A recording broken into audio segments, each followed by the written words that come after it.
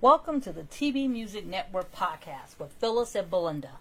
I'm Belinda. And I'm Phyllis. And today we're going to talk about American Idol. Yes, we had the big finale, big season ender. We have a new American Idol. It was a really good season, really good top 10. The live shows were very eventful. Yeah. So we're just going to basically run down the finale. Yeah. Talk about mow it down. The winner, and next year. Yeah, best worst season, what we think, what we like, what we did like, what we hope to see right in the future. A wish list, because we know you can't always see everything. Can't always get what you want. We won't even do the song reference I was going to, but we have a lot to talk about. We really can't afford that song either. We really can't afford that song or the time, because there was a lot going on. There was a 3-hour finale. Wow. So to let you know, just to recap you, as we last left off, we made predictions. We'll talk about that later on.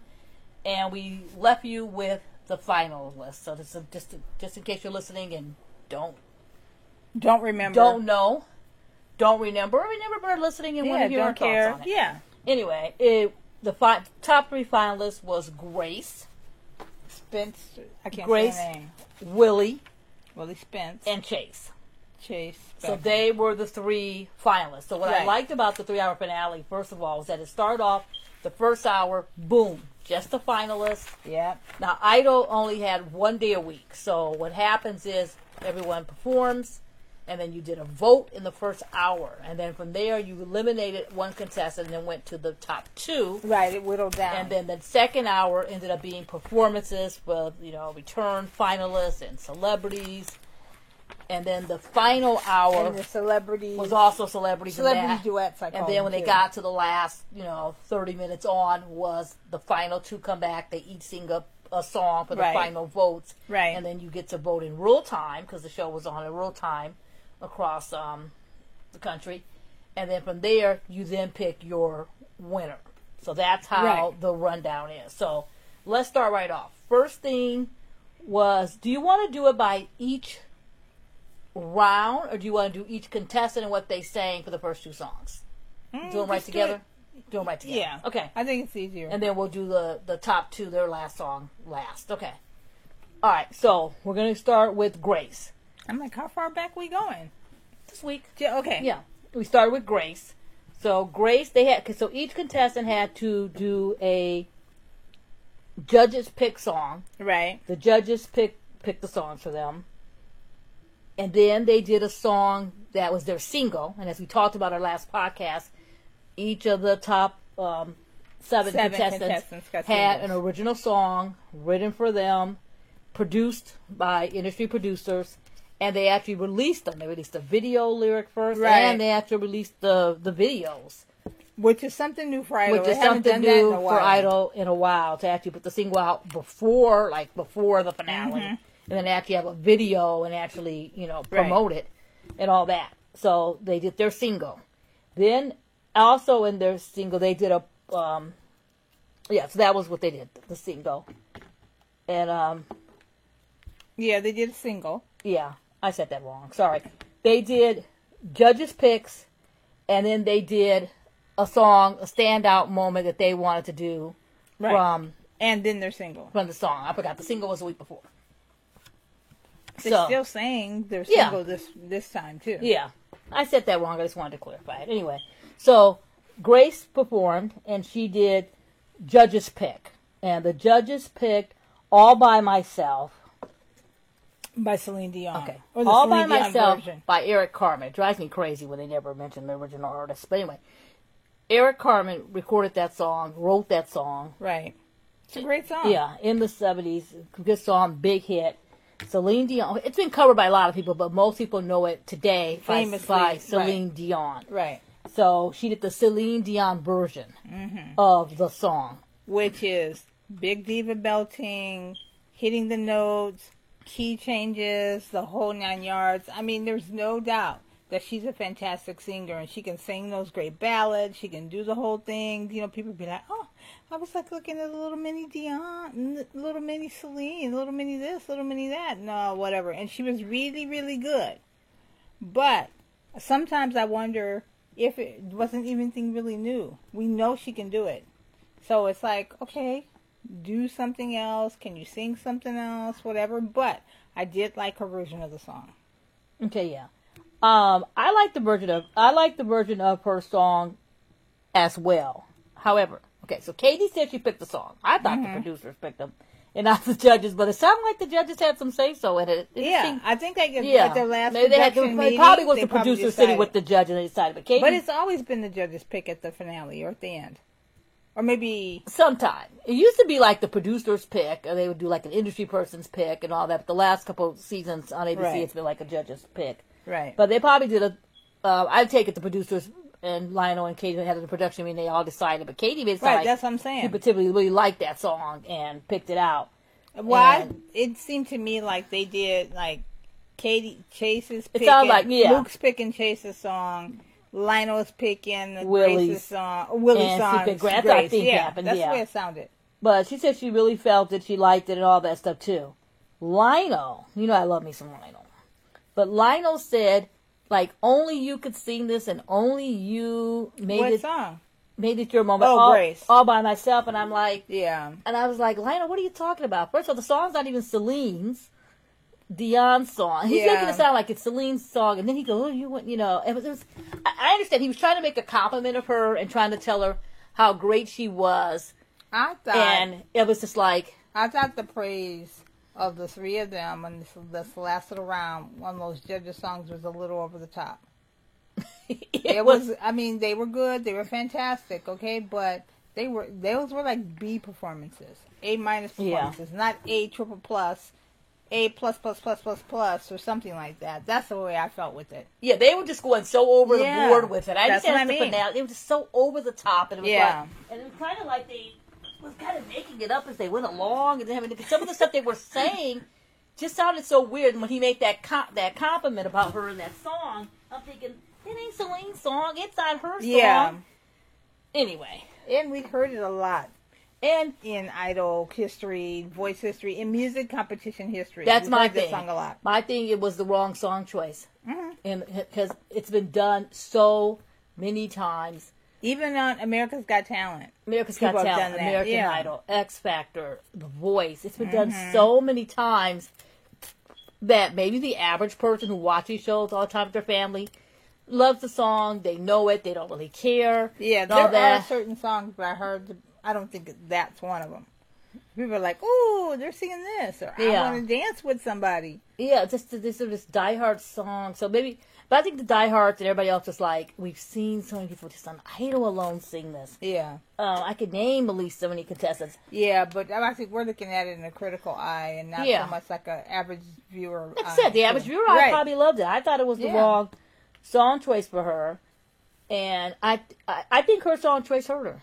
Yeah, for both of them. Because in her second song that she performed was I Have Nothing. Yeah. By Whitney Houston. And you know how I feel about Whitney Houston songs. I've always said it. Don't sing Whitney Houston songs. Yeah. And I remember I've said forever, don't sing Whitney, don't sing Stevie. And then that one season American Idol did, the guys are going to sing Stevie and the girls are going to sing Whitney. And I'm like, they have lost their mind. And it's not being that bad, some of them. But it's just the fact that you can hit those notes. Yeah. And she took it a couple octaves higher, which I don't mention. Oh, you took a couple octaves, higher than Whitney did.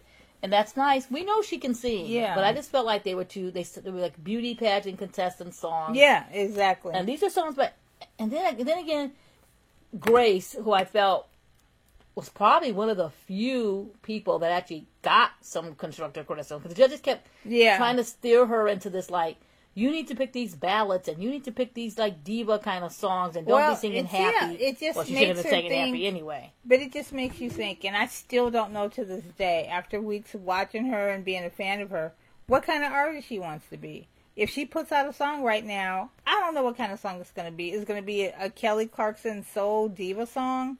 Is it going to be a slow song? Is it going to be, something up-tempo, happy? I still don't know what kind of artist she is. Is she pop? Is she R&B? Is she easy listening? She says she's a soul artist. Is she adult contemporary? Okay, but then she's a soul artist who didn't sing many soul songs. That is true. I mean, there's some things I think where she could have found some soul songs to sing.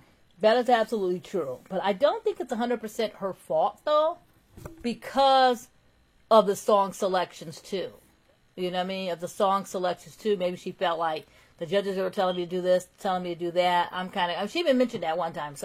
We asked her about it. Some of the reporters asked her about it. And she mentioned that, you know, she was trying to find her way. And it's got to be hard. You're trying to pick a song list. Yeah. You're going by the critique that you're getting, and you're trying to pick the right song. Right. I think in her mind she was thinking, I know I can sing this Whitney song. So let me go back to my old know standards. I can do all by myself. I can hit the big notes. Right. America's going to love it. People are going to love it. They're going to vote because I'm singing. And they're going to know I can, you know, sing. Yeah. As they say, you know. Yeah. I think that's what she was thinking. I think that was in her. Maybe. I think that was her mindset. She thought, I'm going to kill these two songs, and it's going to work. And I think in reality, it ended up hurting her more than it helped her. I think so too, and I think a lot of it too is the repetitiveness of the song. Already, you're putting yourself to be compared to Whitney Houston and be compared to Celine Dion. I Have Nothing, just in the ABC Ring of Idol. It's been saying during one of those battles. It's like this song has been sung so many times. I love this song too. I would have liked her. I would like to have sang maybe like. I was gonna say like "Through the Fire," but Chaka Khan, but no, Chaka Thompson. Yeah, a song like that like people know it, but they don't really know it as much. Exactly, and not. I would have liked to have seen her sing some Anita Baker. See if you can get some Anita Baker. See if you can get some song that. Yeah, the people know. Yeah, they know, but they don't. They don't know exactly. like that. But you know, but I can be. Yeah, I don't know. It's kind of like songs not to sing and songs you should sing and whatever else too. Or maybe she should have tried to tackle a Jasmine Sullivan song. Yeah. Or maybe or a song, even a jazz song. Yeah, I don't know. I think that's what she was thinking in her mindset, and I don't think it worked. And then I don't think it worked in her favor, to be honest. And but that was her. Chase. Chase did Blackbird. Oh, I love by that the song. Beatles. I like this version of it too. By the Beatles. That was a judge's pick. And I didn't want to hear him sing Blackbird. I was like, of course not. because it's Blackbird and we've seen it. But right. I thought he did a good job on it. Yeah, I thought it was really good. I actually liked it. I thought he did a good job on it. Something new. It was flipped, but not flipped to the point why you couldn't recognize it or sing the melody if you wanted to, quote unquote. Yeah.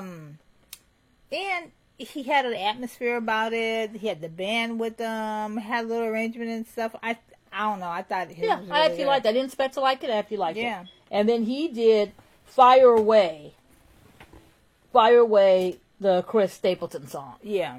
He did that, and Chris Stapleton might soon make the list of people we don't want singing under, you know. A lot of Chris Stapleton. It used to be like, it used to be Gavin DeGraw and Jason Mraz, and then moved to Ed Sheeran, and now it's Chris Stapleton. Yeah. You know, it's still like Ed and Chris.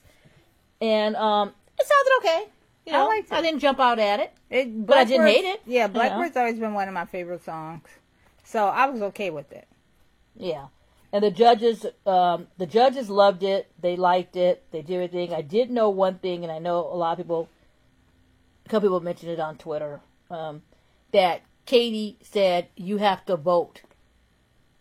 You have to vote. You like it, you have to vote. When she said it for Chase, didn't say it for Willie. Didn't say it for Grace. People on social media made a comment that it wasn't fair, that the judges shouldn't be telling you to vote for one or the other.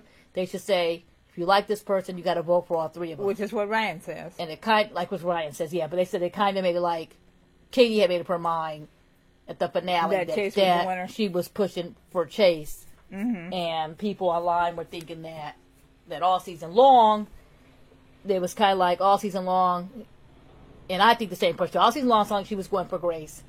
And Lionel and Luke were going for Willie. Yeah.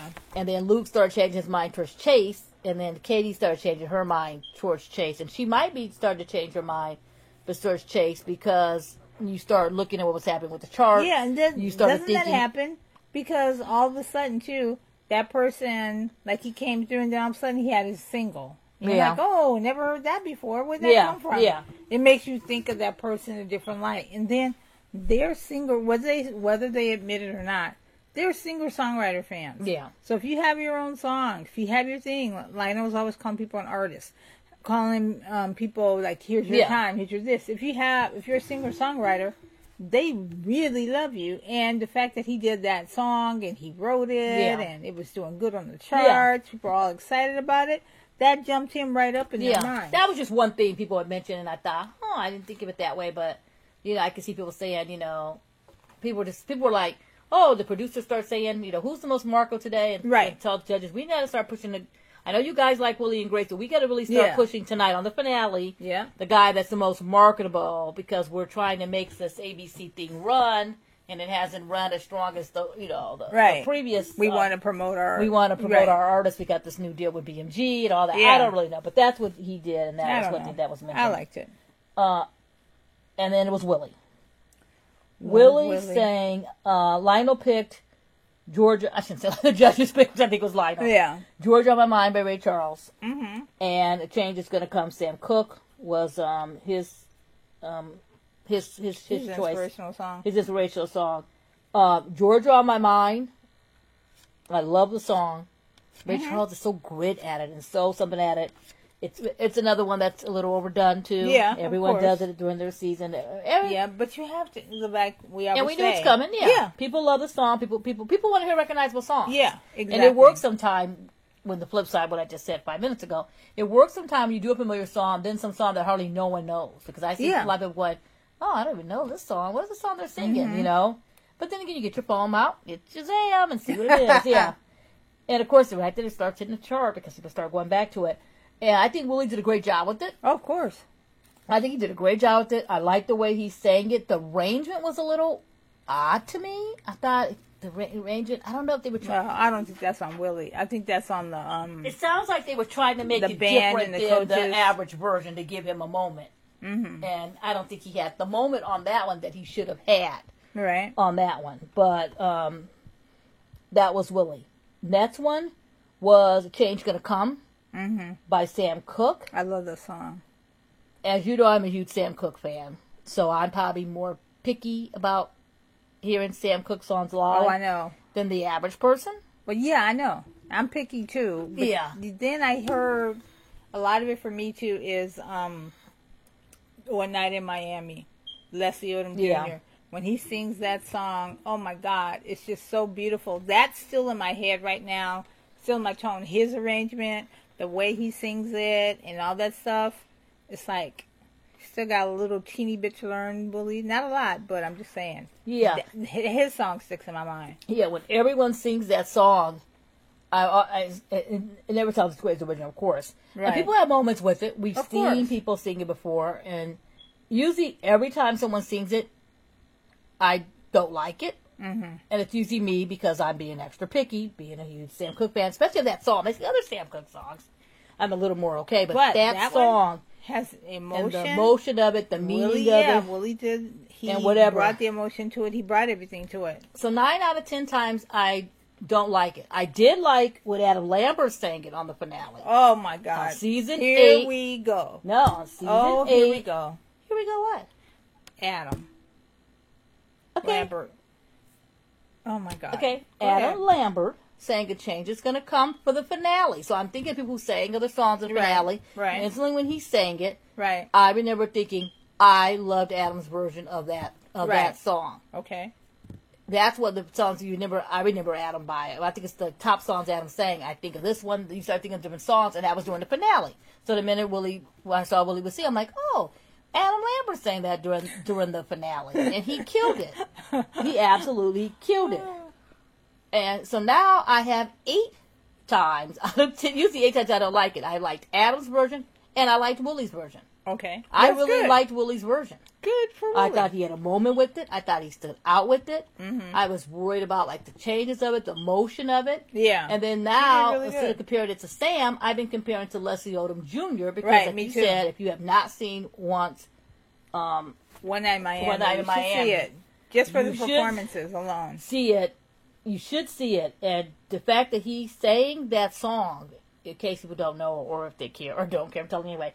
When Leslie Odom Jr. performed that song in the movie, I was like nervous and shaken. And then I saw Regina King, who's the director of the movie, did an interview and said when he did that song, he sang it live. Like you record it and then or you lip sync it over for the movie. They actually had him sing it live, and they taped it. That was so good. And said they would use it if it worked, and he did it, and then did it straight, cut, and that's what they used. I was floored. Then again, Leslie is just so fantastic. Yeah, anyway, he's fantastic.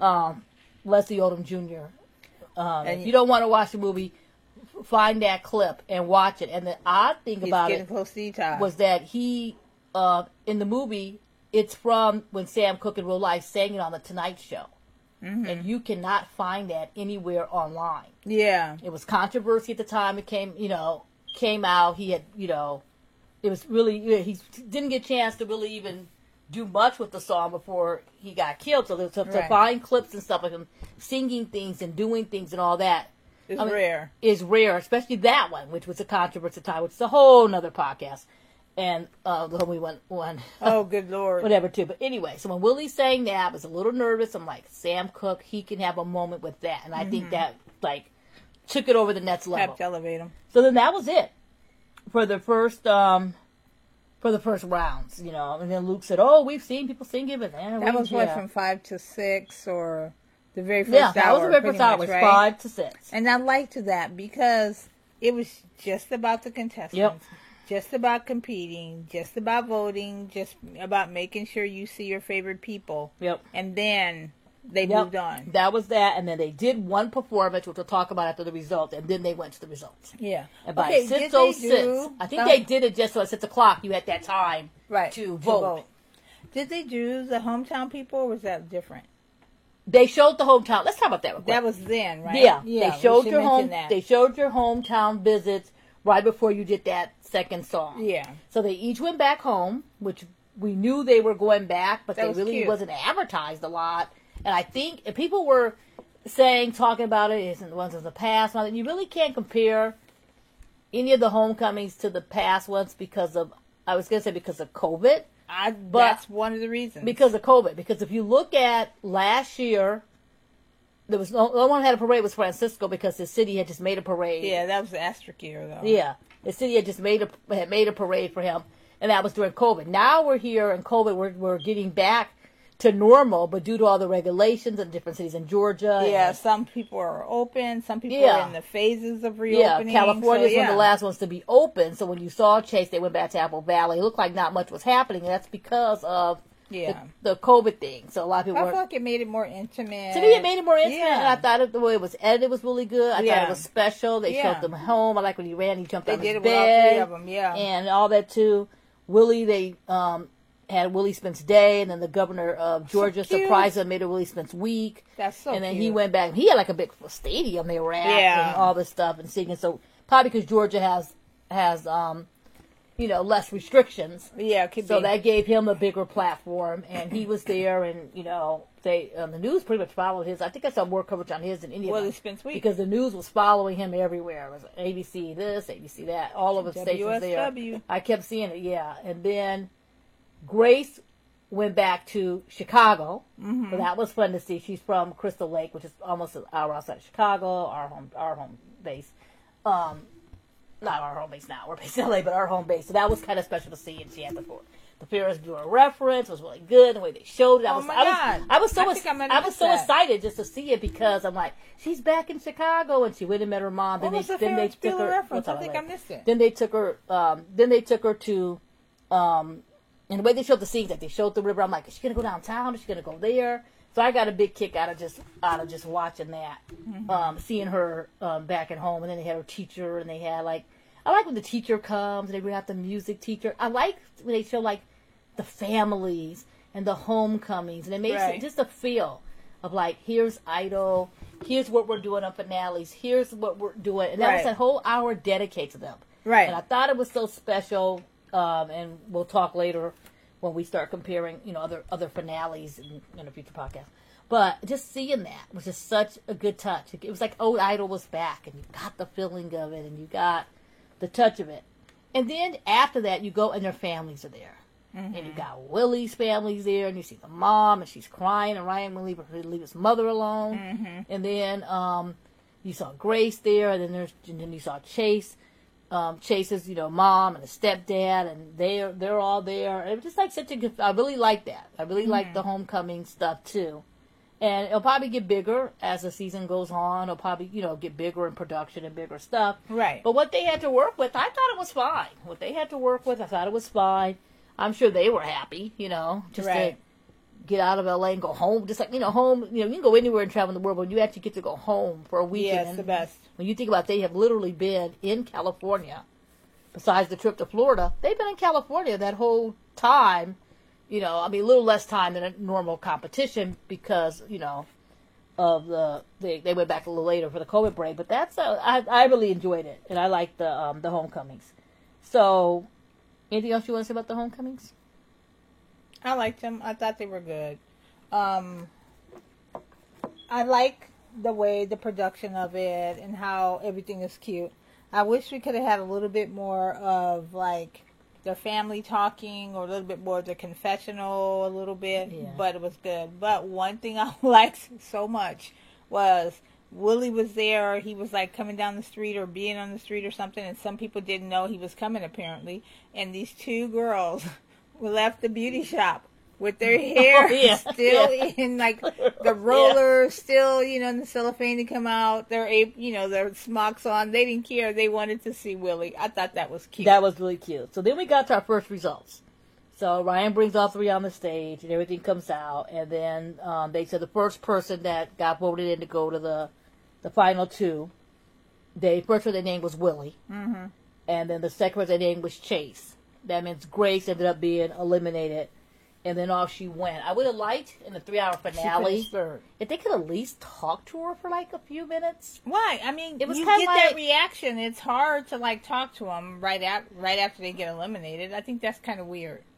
Oh yeah, okay, that's true. They let her go off, and that's true. They could be upset, and they could be upset. Okay, or maybe let me rephrase that. I'm like, let her go off, cry if she wants that's to. True. Be that's happy, true. Because we usually see people usually are like, oh, they're really not too happy. Yeah, and we've seen people like not taking that well. And it comes across, that's true. Yeah, and they had the whole hour. Yeah, they had 3 hours. Okay, so maybe before he said... I'm talking about the hour before the elimination. So I got it. Maybe before they say the first and second person, right then, just ask them a question. I don't mean some silly question. I don't mean some silly question like we see, those beauty pageant type questions, but maybe just say... I don't know.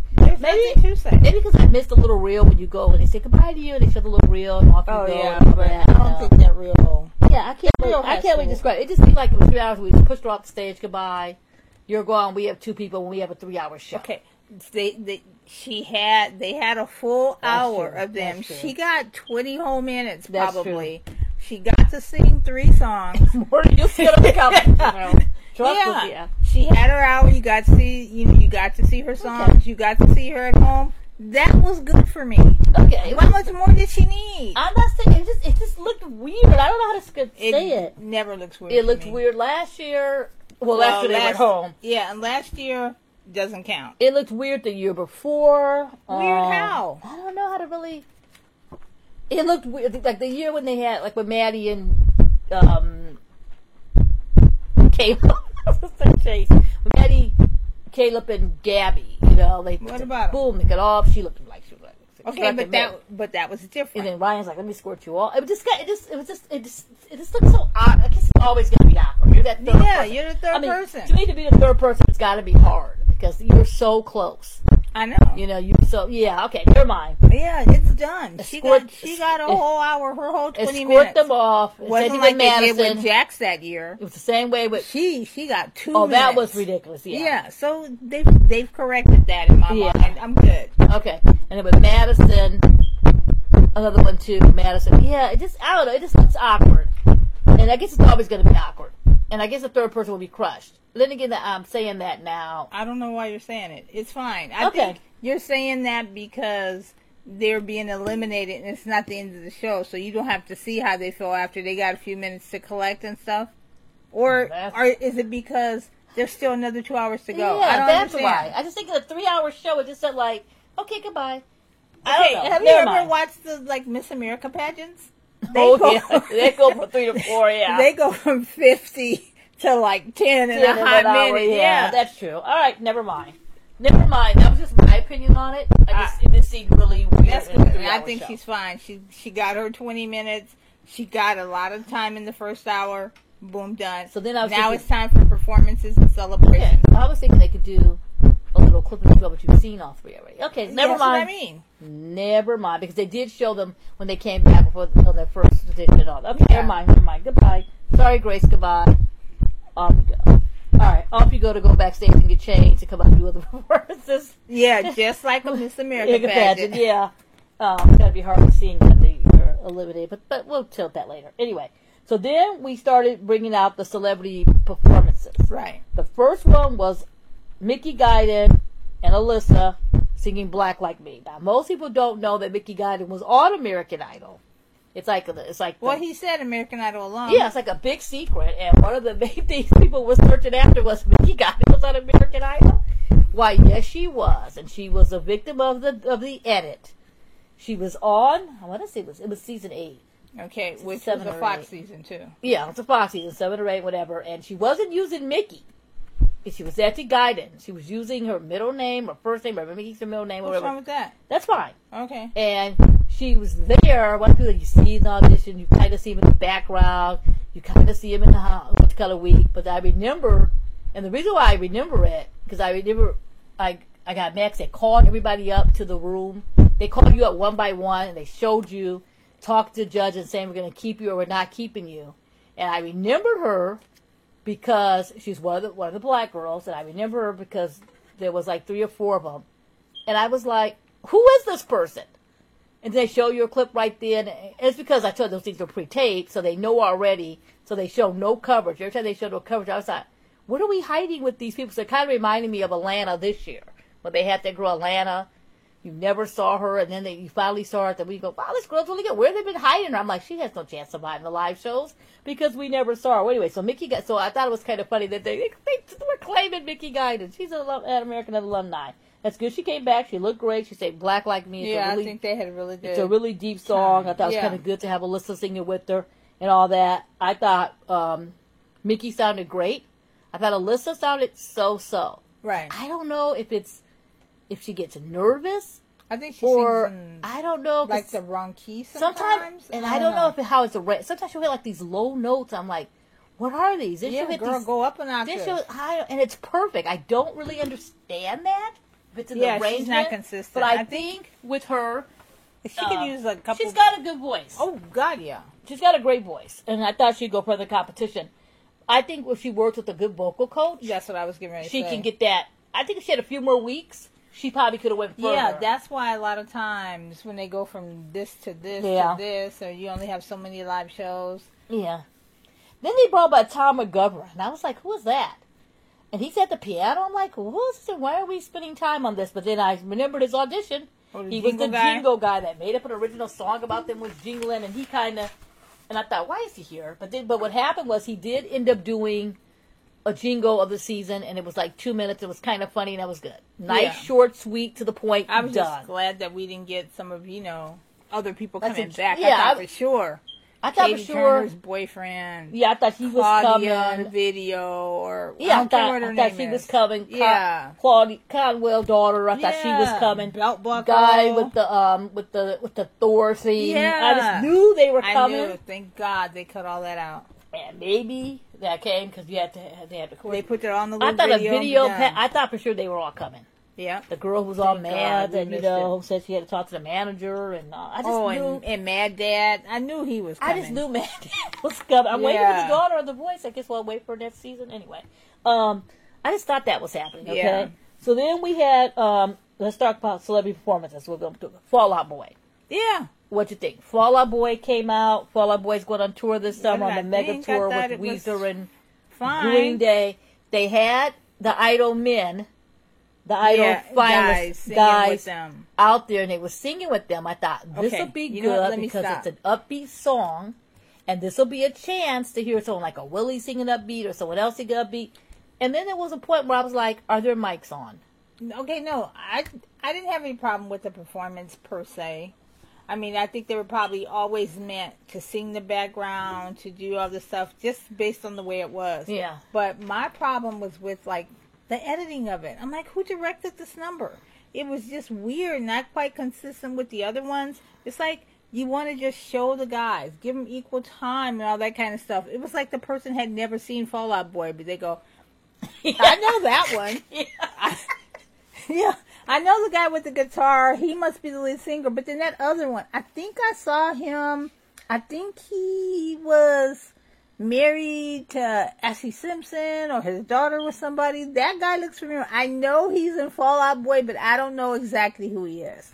And then you got your idol people, but they hardly showed them. It's like they had 3 cameras. Yeah. That one camera that was like on the left side, one like they were at home again doing their own thing. It didn't seem like a big studio production, which made me question or wonder if it was the same director. Was it like a little AD or a little college student that did that one on a Thursday afternoon, and then they put it into Sunday? I don't know. I just didn't like the direction of it, but everything else was fine. And it also seemed like there wasn't even close-ups of Patrick. That's what I mean. Singer. It was like the weirdest thing. Were they trying to show? They know that one guy. They know Pete. Yeah, it was kind of like, I think you're right. Yeah. And you know that. You've done TV directing. Yeah. It's kind of like, it is hard. Don't get me wrong. Now that you think about it, you're right. It was kind of like, okay, I know they're going to do a stadium tour, so maybe the concept was that we got this big, huge stage, because I would say it's huge. I would have loved to see it in person. It's huge, and it's made that way for COVID. Those 2 extra sides are gone. You can tell it's a large stage. Yeah, because they have to separate the mosh pit of for COVID. The people in the audience are gone. Yeah, the whole back is gone. That little lounge that used to have, the Bobby Bone Lounge, is gone. All that there. So maybe they were trying to show the illusion that you're going to be watching Fall Out Boy this summer, and let's get a seat right down the front. Yeah, get you hooked up for the tour. Let's get you hooked up. Because you're going to be in the 300s. How you really go see him at Dodger Stadium. Yeah, the 150s. But it did seem that point to, like, I'm not a Fall Out Boy fan. I don't hate them. I don't love them. But I do know Pete. Yeah. I do know Pat. Yeah, and I can't name the drummer. Yeah. I'll be honest. He didn't even get a close-up. He was there. I don't know. Maybe he did. I can't name the other members of Fall Out Boy besides those 2. It was just strange. And then they had the Idol Boys there, and it didn't seem like, I don't know, did Fall Out Boy's management go, okay, you're going to be singing a song, and then they're going to bring 4 of the 5 bills, and they're going to be singing the background? It didn't seem like there was much time for rehearsal. Yeah, and then when they were singing it, it wasn't that hard. It wasn't like they were like singing words. I mean, it wasn't like they were like actually doing it. They were basically their background singers. And there's nothing wrong with that. And nothing wrong with that. But it was weird. There was no close-ups. And at one point, they showed Hunter. I'm like, I forgot Hunter was up there. Because I was like, who's up there? You see Willie right away. That's what they said. Oh, we got to get to the top 5. And they go, wait, who was in the top 5 again? Yeah. Who was in the top 6? Who was in the top 7? I don't know. It's kind of reminding me of... But in the director's defense, maybe. A lot of times when you're directing and you're telling them to go to one camera here, go to another camera here, there's a person that's sitting there next to you that's, doing the switches, hitting the button. Maybe they're not doing it fast enough, or maybe they didn't know what was going on, to the point where sometimes you want to just like slap that hand away and you want to hit the button yourself when you're directing. You're like, come on, what's taking you so long? Yeah. So maybe that could happen. It seemed like Fall Out Boy went down there and did their rehearsal, and then they said, oh shoot, we forgot. The American Idol guys are supposed to be singing. Where are they? And then someone goes, oh, here they come. Come on.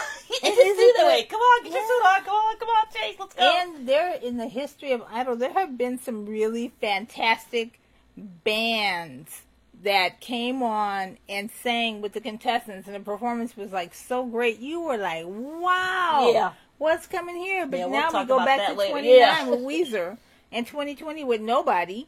You know what I mean? It's just really, really weird. It was better than Weezer. Well, yeah, everything's a little better than Weezer. It was better than Weezer, and that's nothing. It's no diss against. Well, we just saw Weezer when they were there. We were there that year, and that was the worst. And they got so fast out of there.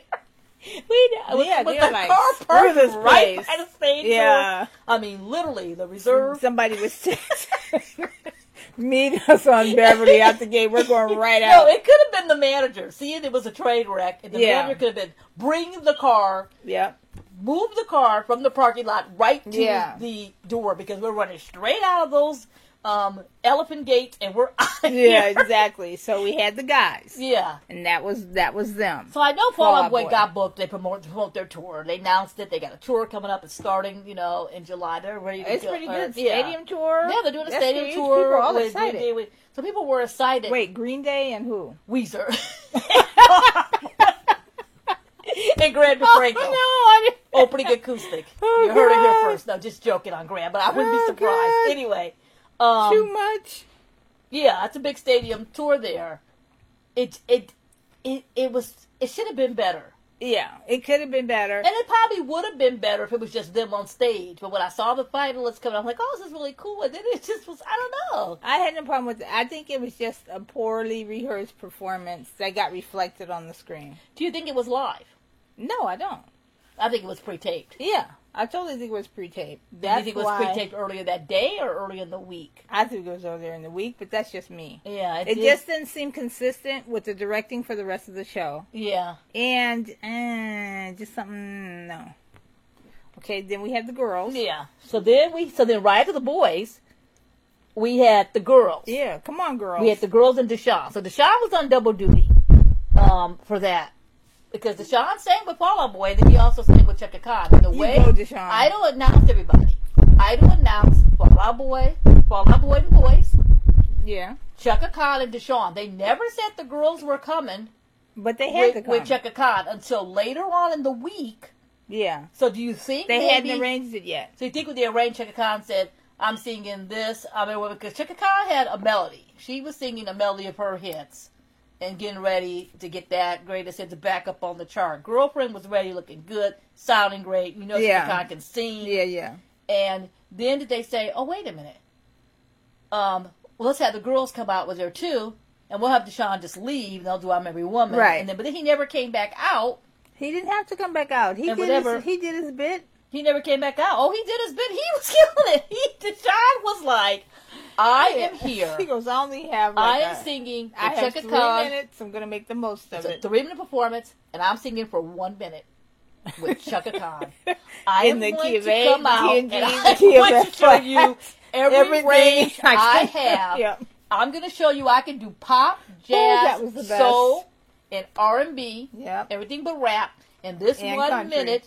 Yep. Because everybody was like, "Whoa, what's up with That's John?" funny. He came out with the falsetto. He was right up there. He was even at one point was he a little loud to her. Yeah. Chaka Khan was singing like, I got it. She was calm as a cucumber. She Oh, really yeah, liked that Deshaun. was funny. She's like, go ahead, She Deshaun. tweeted him. She gave him his little moment and all that. Yeah. And everybody was. I was like, "Whoa," because I always thought Deshaun was the dark horse, and everybody was like, "If he was singing like, who is this guy? Where did he That's come cute. from? What's going on?" I thought it was funny.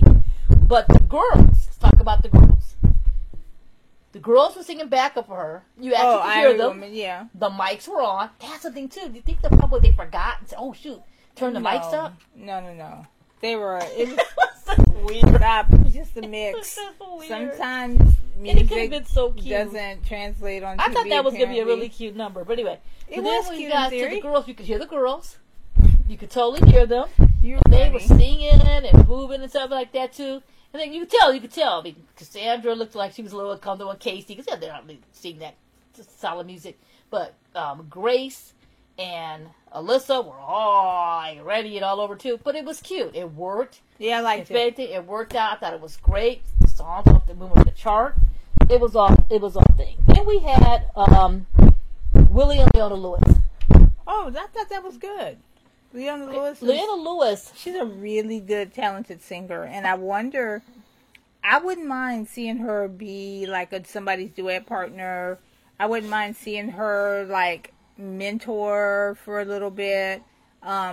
She does things with her voice I don't think that a lot of people can do. But I thought her and Willie's performance was really good. Yeah, she's been on a lot of shows doing duets and all that stuff. I know, but whatever. I'm talking about American Idol specifically. Yeah, but for American Idol specifically, I thought this is going to be perfect. Her and Willie are singing together. Right. Do they sound? At one point, he was cut out singing her, and Leona Lewis doesn't usually have any like bad. I shouldn't say bad. That could be the TV or look the at the music off again. moments. Right. You know what I mean? We won't talk about the X Factor performance, but they do what they did on X Factor in 1 year. Anyway,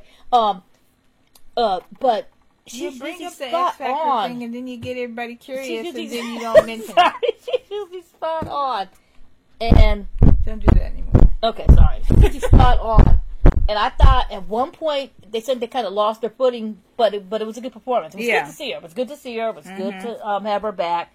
We did spoke with Willie after the show, and I asked him about working with her, and he said he just loved it. Yeah. And I think he said she was just so nice. She was very helpful. Like, she talked to him, and she, like, explained everything to him, and even talked about being, she's been there. So you kind of know when you've been that being person. in that competition. Being that kind of thing and all, too. And he was just so happy to sing with her. He had nothing but That's great. He had nothing but good things to say about her, and if he had, and you can tell when a contestant goes, "Oh, it was a lot of fun." It was. We've had contestants say that before. Oh, it was fun. It was nice. It was nice. It was okay. You could tell they really liked it, but they don't want to be that person to say they didn't like it. But he went over like the top her. I thought it was good. I thought they had a good moment.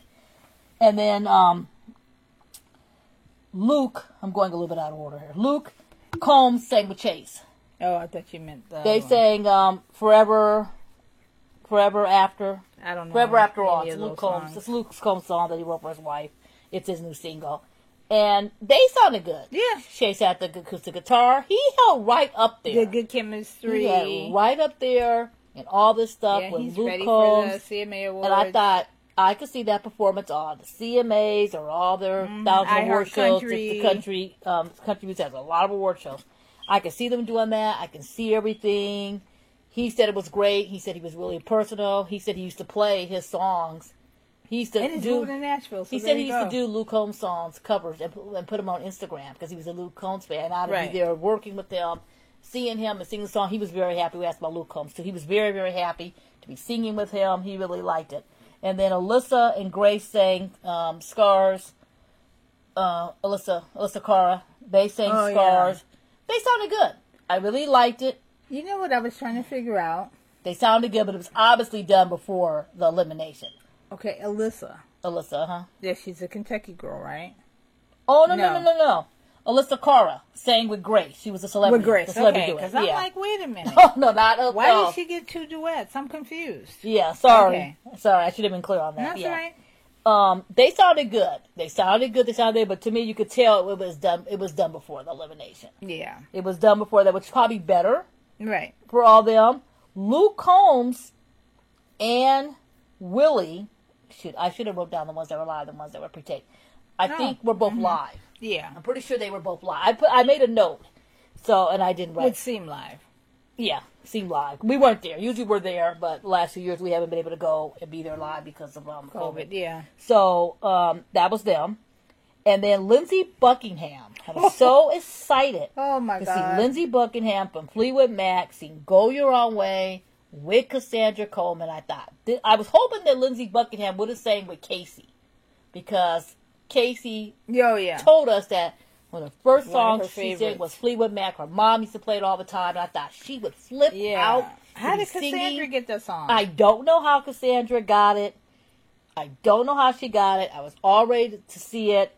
And it kind of fell apart. And I don't know why it fell apart. Because Lindsay is at Fleetwood Mac. I just think rehearsal time. Lindsay solo. Yeah, that's it. Lindsay solo. Only thing, lack of rehearsal time. Lindsay solo, I've seen him sing that song. It still sounds great. I don't know. But you're right. It is lack of solo time. And I'll tell you why. Because Lindsey Buckingham... didn't get there till that afternoon. Was nowhere to be found until like that afternoon. There's no rehearsal. There's no nothing or whatever else too. Right. And him and Lionel took a picture together in Lionel's trailer. Oh, when he should have been rehearsing. He should have rehearsed. He was when Lionel had his white suit on and Lindsay had his outfit on, and we know Lionel pre-taped his performance of the contestants that day. So we know he taped not that day. Whenever he taped that thing with the contestants, we know right there that he took a picture with Lindsay, and then the picture that Cassandra has with Lindsay is like in the hallway, probably like right there before they perform. Seriously, we know that black wall right before they perform and all that. So I don't know. So I don't know if she actually. I'll have to ask her if she actually got to rehearse with Lindsay No, I think she rehearsed with Chris Pulley in the band. Yeah, And then here he came and it threw a different dynamic into it. So I don't know. That's what I honestly think. Just a guess. And it's no disrespect against Lindsay or her rehearsal all the time. Yeah. And this is the first time we've seen Lindsay since he had surgery. Lindsay Buckingham had heart surgery less than a year ago. This is one of the first performances of him.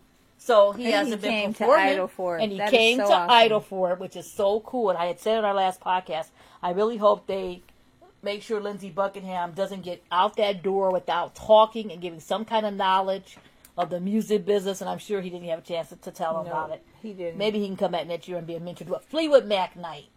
Lindsey Buckingham. Okay, there's no way there's gonna be a Fleetwood Mac night. They're never gonna be able to get all of them to agree on those songs. That's true. But one can wish. Anyway. Yeah. Pipe dreams. Yeah. How about never mind. Anyway, they performed. They sang it. I was really, really looking forward to seeing it. I was really, really like, this is going to be great. It's so and so and so. And it wasn't as great. It was good. Yeah. Good, not great. Good, not great. That's it. Good, not great. Yeah. But was great? Katy Perry and Hunter. Oh, my God. Katy Perry and Hunter that was Thinking so of You. good. Which is a song by Katy Perry. Fantastic song. Fantastic Hunter's song. voice, his tone, it's like he was made for that song. I don't know what was going on there, how they decided, how Katy decided that would be the collaboration. Maybe she thought of Hunter's voice. Katy always has the best duets. Automatically, it was so good. Katy always has the best duets. Yeah. It sounded great. Katy was back to her Warped Tour days. She had a guitar. A lot of people don't know that Katy Perry plays, and writes her a lot plays of guitar. songs. Katy Perry used to play the Whiskey in the Hotel Cafe. You don't even picture it because you just see Katy Perry, big fireworks. The big fireworks, Katy Perry. But Katy Perry back in the day, that was good. And I thought it was good. It was set up. It was good. They looked good together. I asked her about it. She said she really liked playing with Hunter. She was talking up Hunter. It was good. I asked about her after the show. She really enjoyed it. They enjoyed it. And it sounded really good. It was definitely pre-taped. Yeah, I think it was one of the best performances of the night for me. And I don't know if that's why it made it so much better, but it was good. Well, it was just like them and the guitar, and then the band joining in later. Yeah, I think that's what it was too. You didn't have the whole band arrangement. Intimate. The lighting was great. I shouldn't say because it was pre-taped. It was great. I mean, pre-taped or not pre-taped. I just really, really it was one of the better performances. So that was her. And it was a perfect marriage of the right judge with the right contestant. Yeah. Because sometimes the right cook and the right doesn't work sometimes. Whatever it's together, Yeah. Luke and Casey. There you go. Luke and Casey. There I go, what? The combination. Okay. Go ahead. Luke and Casey. I was so excited to see who Casey was going to be with. I was like, because you got it in your head that there was going to be somebody. Oh, here she comes. Here's the person. And it was Luke.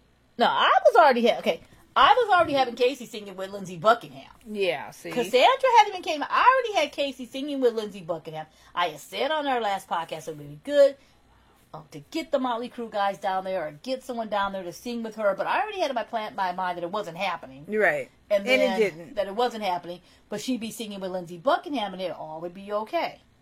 Right? Well, anyway. They were keeping it so quiet who she was singing with. And I'm like, are we trying to get someone down the last hour or what's going on? And even Casey on Instagram, people were getting kind of mad because why? Because they were seeing everyone listed and they never listed Hunter. They didn't list Katie's and so they didn't list Casey's. So you knew right then. Well, part of it, you don't always have to know everything. The thing is, you have some surprises. To me, there should be some surprises. Yeah, they should be, and the surprise shouldn't be the McGovern dude playing the guitar or whatever, like that. There should be some surprises. But I think with the internet, social media, and everyone's trying to hype everything, American Idol was putting pictures, putting this. They were trying to hype it up. Oh, social engagement. Yeah, they were doing the social engagement of it. So I thought they're playing with the judges because the only two contestants that were missing of who they're performing with or have to be playing with judges because there's just no other. We know already. You can just tell. So I figured that out. I guess everybody else didn't figure it out. So then all of a sudden, someone asked her on Insta Story or Instagram, whatever, and she said, "Oh, it's a surprise, and it's gonna be." I forgot the word she used. Great. No, it wasn't great. It was gonna be cray. She said some kind of word. I don't want to direct quote her. I should have wrote down. it's going to be, I think she said Cray. A teenager word. That's and everybody cute. was like, oh my God, who's coming? This is crazy. They had all kind of visions in their head, right? So, you know, not Incubus, another band they had everything going on, okay? Everyone going on except who was, and then I'm like, she's probably singing with Luke. Yeah. Because Luke said she was going to be the winner. Luke wanted Well, to. he spoiled. Luke said, let's go down to the Whiskey and the Roxy and kick it in, whatever. And so then Luke gave his word, put his money where his mouth is, booked the whiskey. Yep, they went down to the Whiskey. Casey got to go Sunset and have her Boulevard. rehearsals She there. got to see the Whiskey, and she was freaking out. She got to see the Whiskey. They had the rehearsals there for us. So I thought they're going to be live from the Whiskey or pre-tape from the Whiskey. Right. Or else too. I was surprised they were on the stage. And Luke was the one that posted the picture.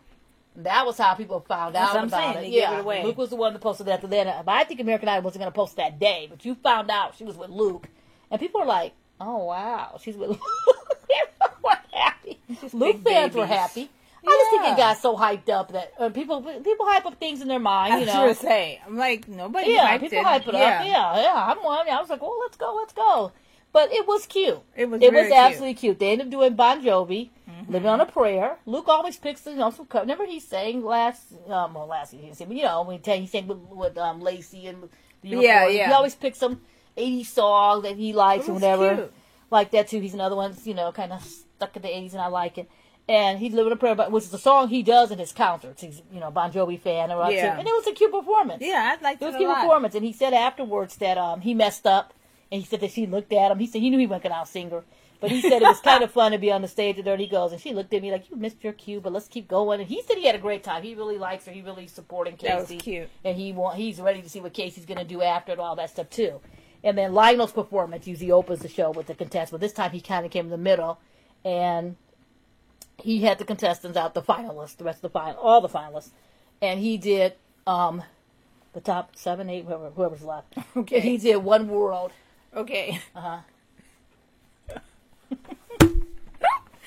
Didn't they look like holograms? Yes. I'm like, wait a minute. Like, I was there.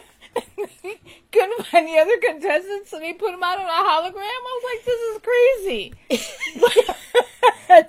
But I thought it was a good performance. Yeah. I liked their little vocals, but it just seemed so fake. The whole they kind of beginning of it. CGI'd them in, or I don't know. The whole beginning, I was like, they're not there. Yeah. They actually recorded the whole thing, and then Lionel recorded it, and they're putting it together. What is going on here? And I'm thinking, it looked like dancing on the ceiling, sing all night long, sing Running with the Night, just did dance sing on We Are the World, or whatever. Just be done with it. But we heard what time the last season they did We Are the World, remember? It was a hologram with the pictures and all that. I'll never forgive them for that. Yeah, so they couldn't sing it. We Are the World. We're bringing people back. Everybody's all excited that they were back on some. Oh God! Oh, that was the worst. But see, this was their time to make it up. up. That might have been the worst title moment. This could have been their time to make it up. We couldn't do it last year. We got forget the top 7 moment. We got a couple people who live in LA, so we got to fly them in. We can save money on this. No, we got a couple people here. They're already quarantined. We got them here. We got the we got so and so. Everybody. Yeah. They're gonna see We Are the World the correct way. Yeah. But they're gonna remind you of it. Like yeah. So Lionel sings One World. Okay, and I'm like, I don't even know what this song is. Okay, I love me some Lionel Richie.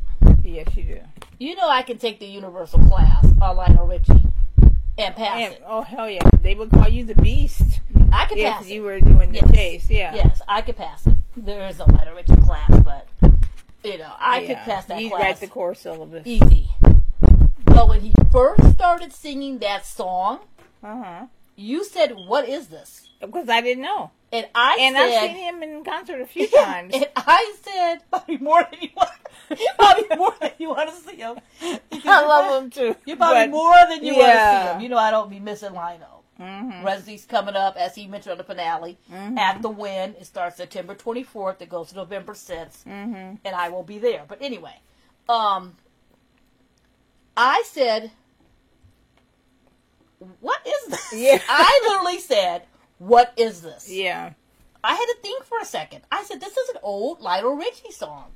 Why is he singing One World? It's on his Just For You album. Yeah. Why is he singing it, number one? Like, Is it the word? He looks good. You don't even sing it in Counter. Maybe know. you sing it in Europe or some other country. Because, Lionel Richie has so many hits. He sings a whole different set list in another country. In another country, right. Yeah, he sings songs you don't even know he has, as Samuel Jackson said. We went there, we're like, what are these songs? Yeah. He said he was in Europe. He was in Europe, and his wife used to sing for the Commodore Samuel Jackson, and Lionel Richie was in town. So they decided they call him Lionel and get some tickets. So Tanya calls it Lionel, get the ticket. They go there, and he said he's sitting there, it's like, what are these songs? What are these songs? Yeah, exactly. Like, is this Lionel Richie? Because Lionel Richie has these songs that are hits in Europe that he's never heard. Right. Well, What World must be one of them, because he sang it with the contestants.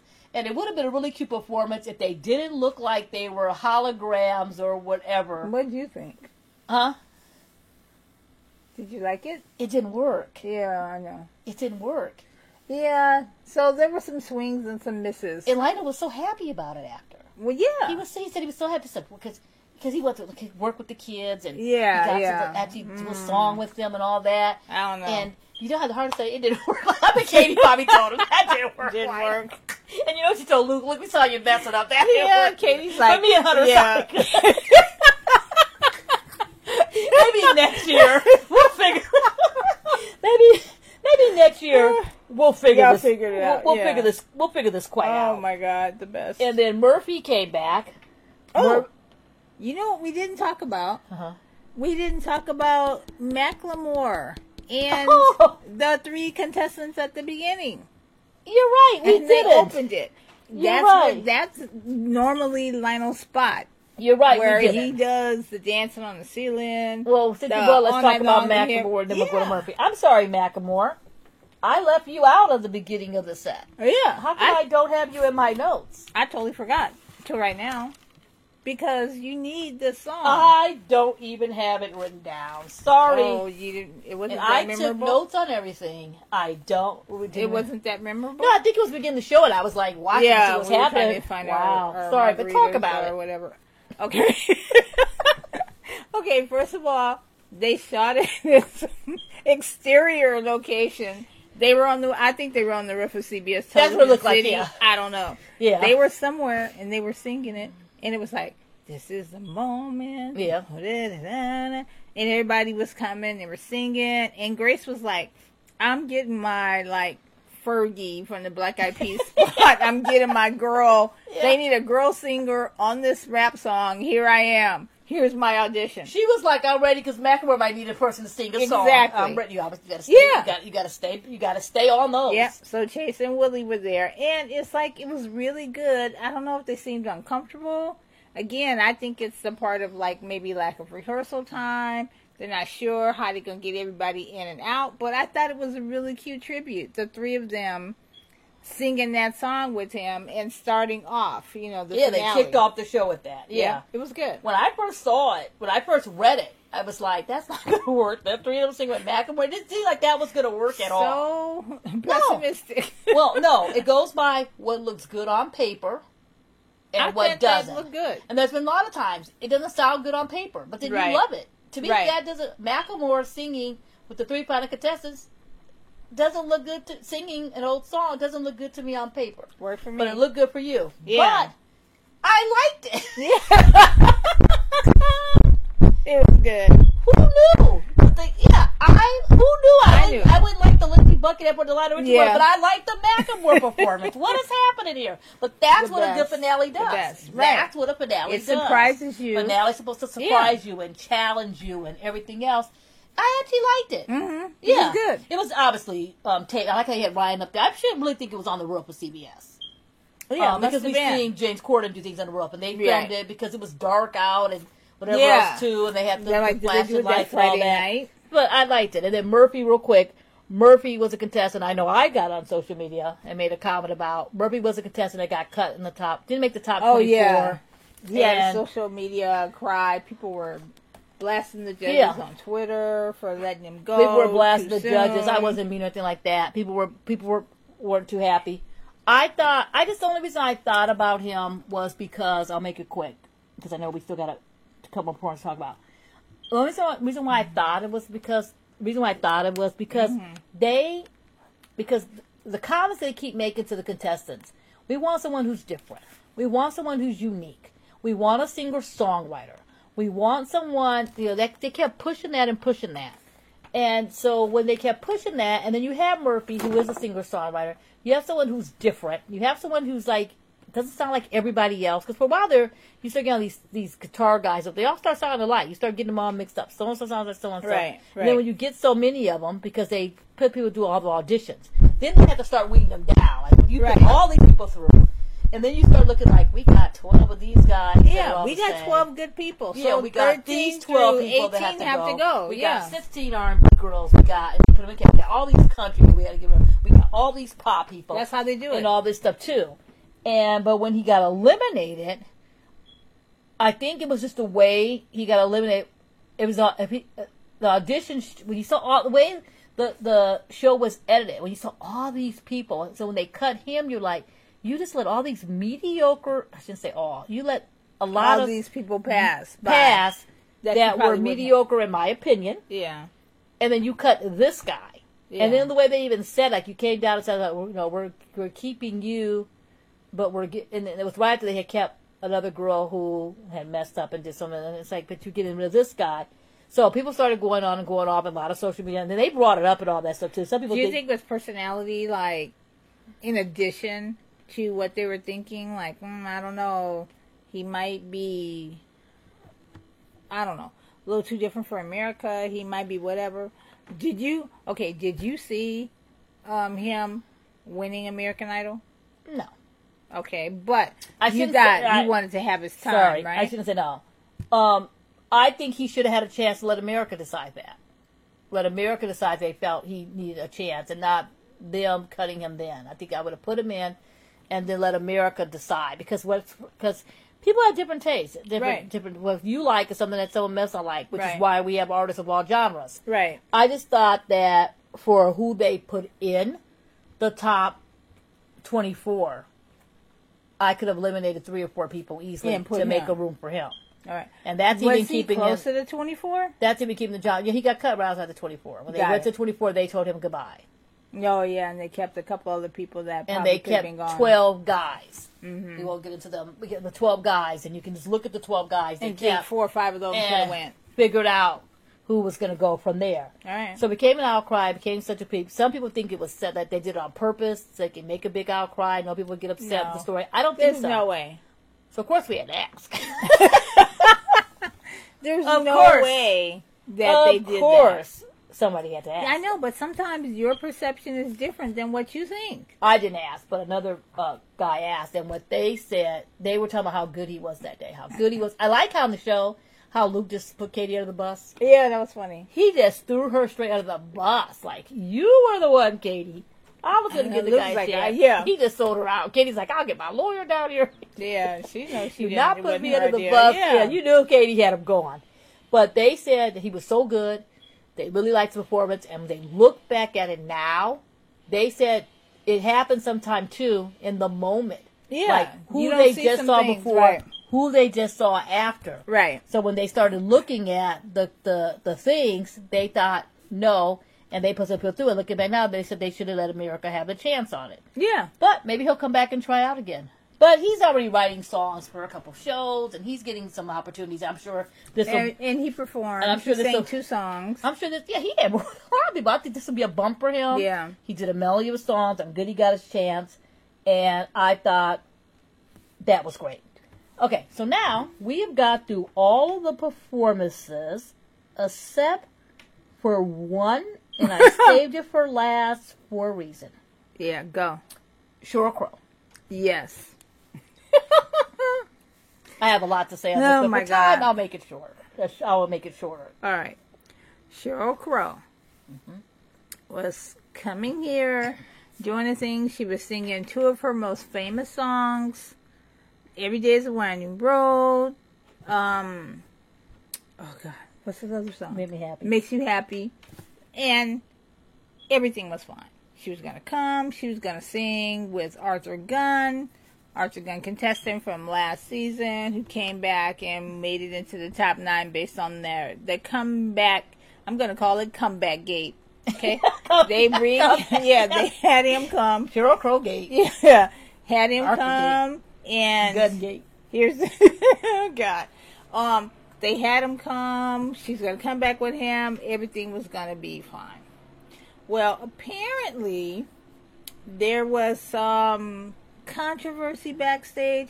You can't have something without having just a teeny bit of drama. Mm-hmm. And that was the drama. Go ahead. All right. American Idol. Okay, in case people don't know, because a lot of people were asking a lot of questions, but in case people don't know, when you are running a live show, you have a finale coming up. It is so timed. Yeah. It is so timed. And one thing can throw the whole thing off with a live show. With a live show. So what they do, they rehearse. Okay, the top 9, 7, 6, 5, 4, 3, 2, 1. Like the Voice of Men song. 5, 4, 3, 2, 1. 7, 9, 6. It should have been, it would have been 6 of them. The 6 of them would have been down there. I think it's 6. I don't know. Why Willie, Chase, and Grace were at home, their homecomings. So they're already there, starting the prep, starting the things. You got to work with the band. You got to learn the songs. Exactly. You got to work on the stage. You got to do everything. Mind you, you're doing all this off celebrities because Fall Out Boy ain't there all week. Right. When they were working on that tune. Right. Luella Lewis ain't there. Willie went there either, but before Willie got there. Exactly. You know, Katie ain't sitting down there. Hunter's down there practicing that song, probably with a background singer. Usually you would have stand-ins, but with the COVID, there's probably no stand-ins. He's with the background singer. Right. You know, all that's happening. I'm sure there's a guy like a Lindsay, and there's a person there. You're learning all of that stuff and working the stage and working the dynamics and working this all out. So you're all there. Then when the finalists come, you know, they come in, they have to work their songs out. They need all the rehearsal time. You're not going to get that much. Then there's what you call a full dress rehearsal. People don't know that. A lot of people know the day of the show. Right. You're up at 5 o'clock in the morning, getting dressed, getting ready, taking people over. Normally they bring the contestants over in a van. They all jump in the van, and they come over to the venue and go in the dress rooms and get ready and all this and do a full-on rehearsal, which is the whole entire show. It's a complete run-through of the show. Complete rundown. Ryan Seacrest is there. There's no Luke. There's no Lionel. There's no Kay. There's 3 people sitting in their chairs. So you get the measurements, performances, the lighting, how it's going to look. To COVID, you're not throwing 7 people in the van anymore, or 6 or 5, and all this stuff.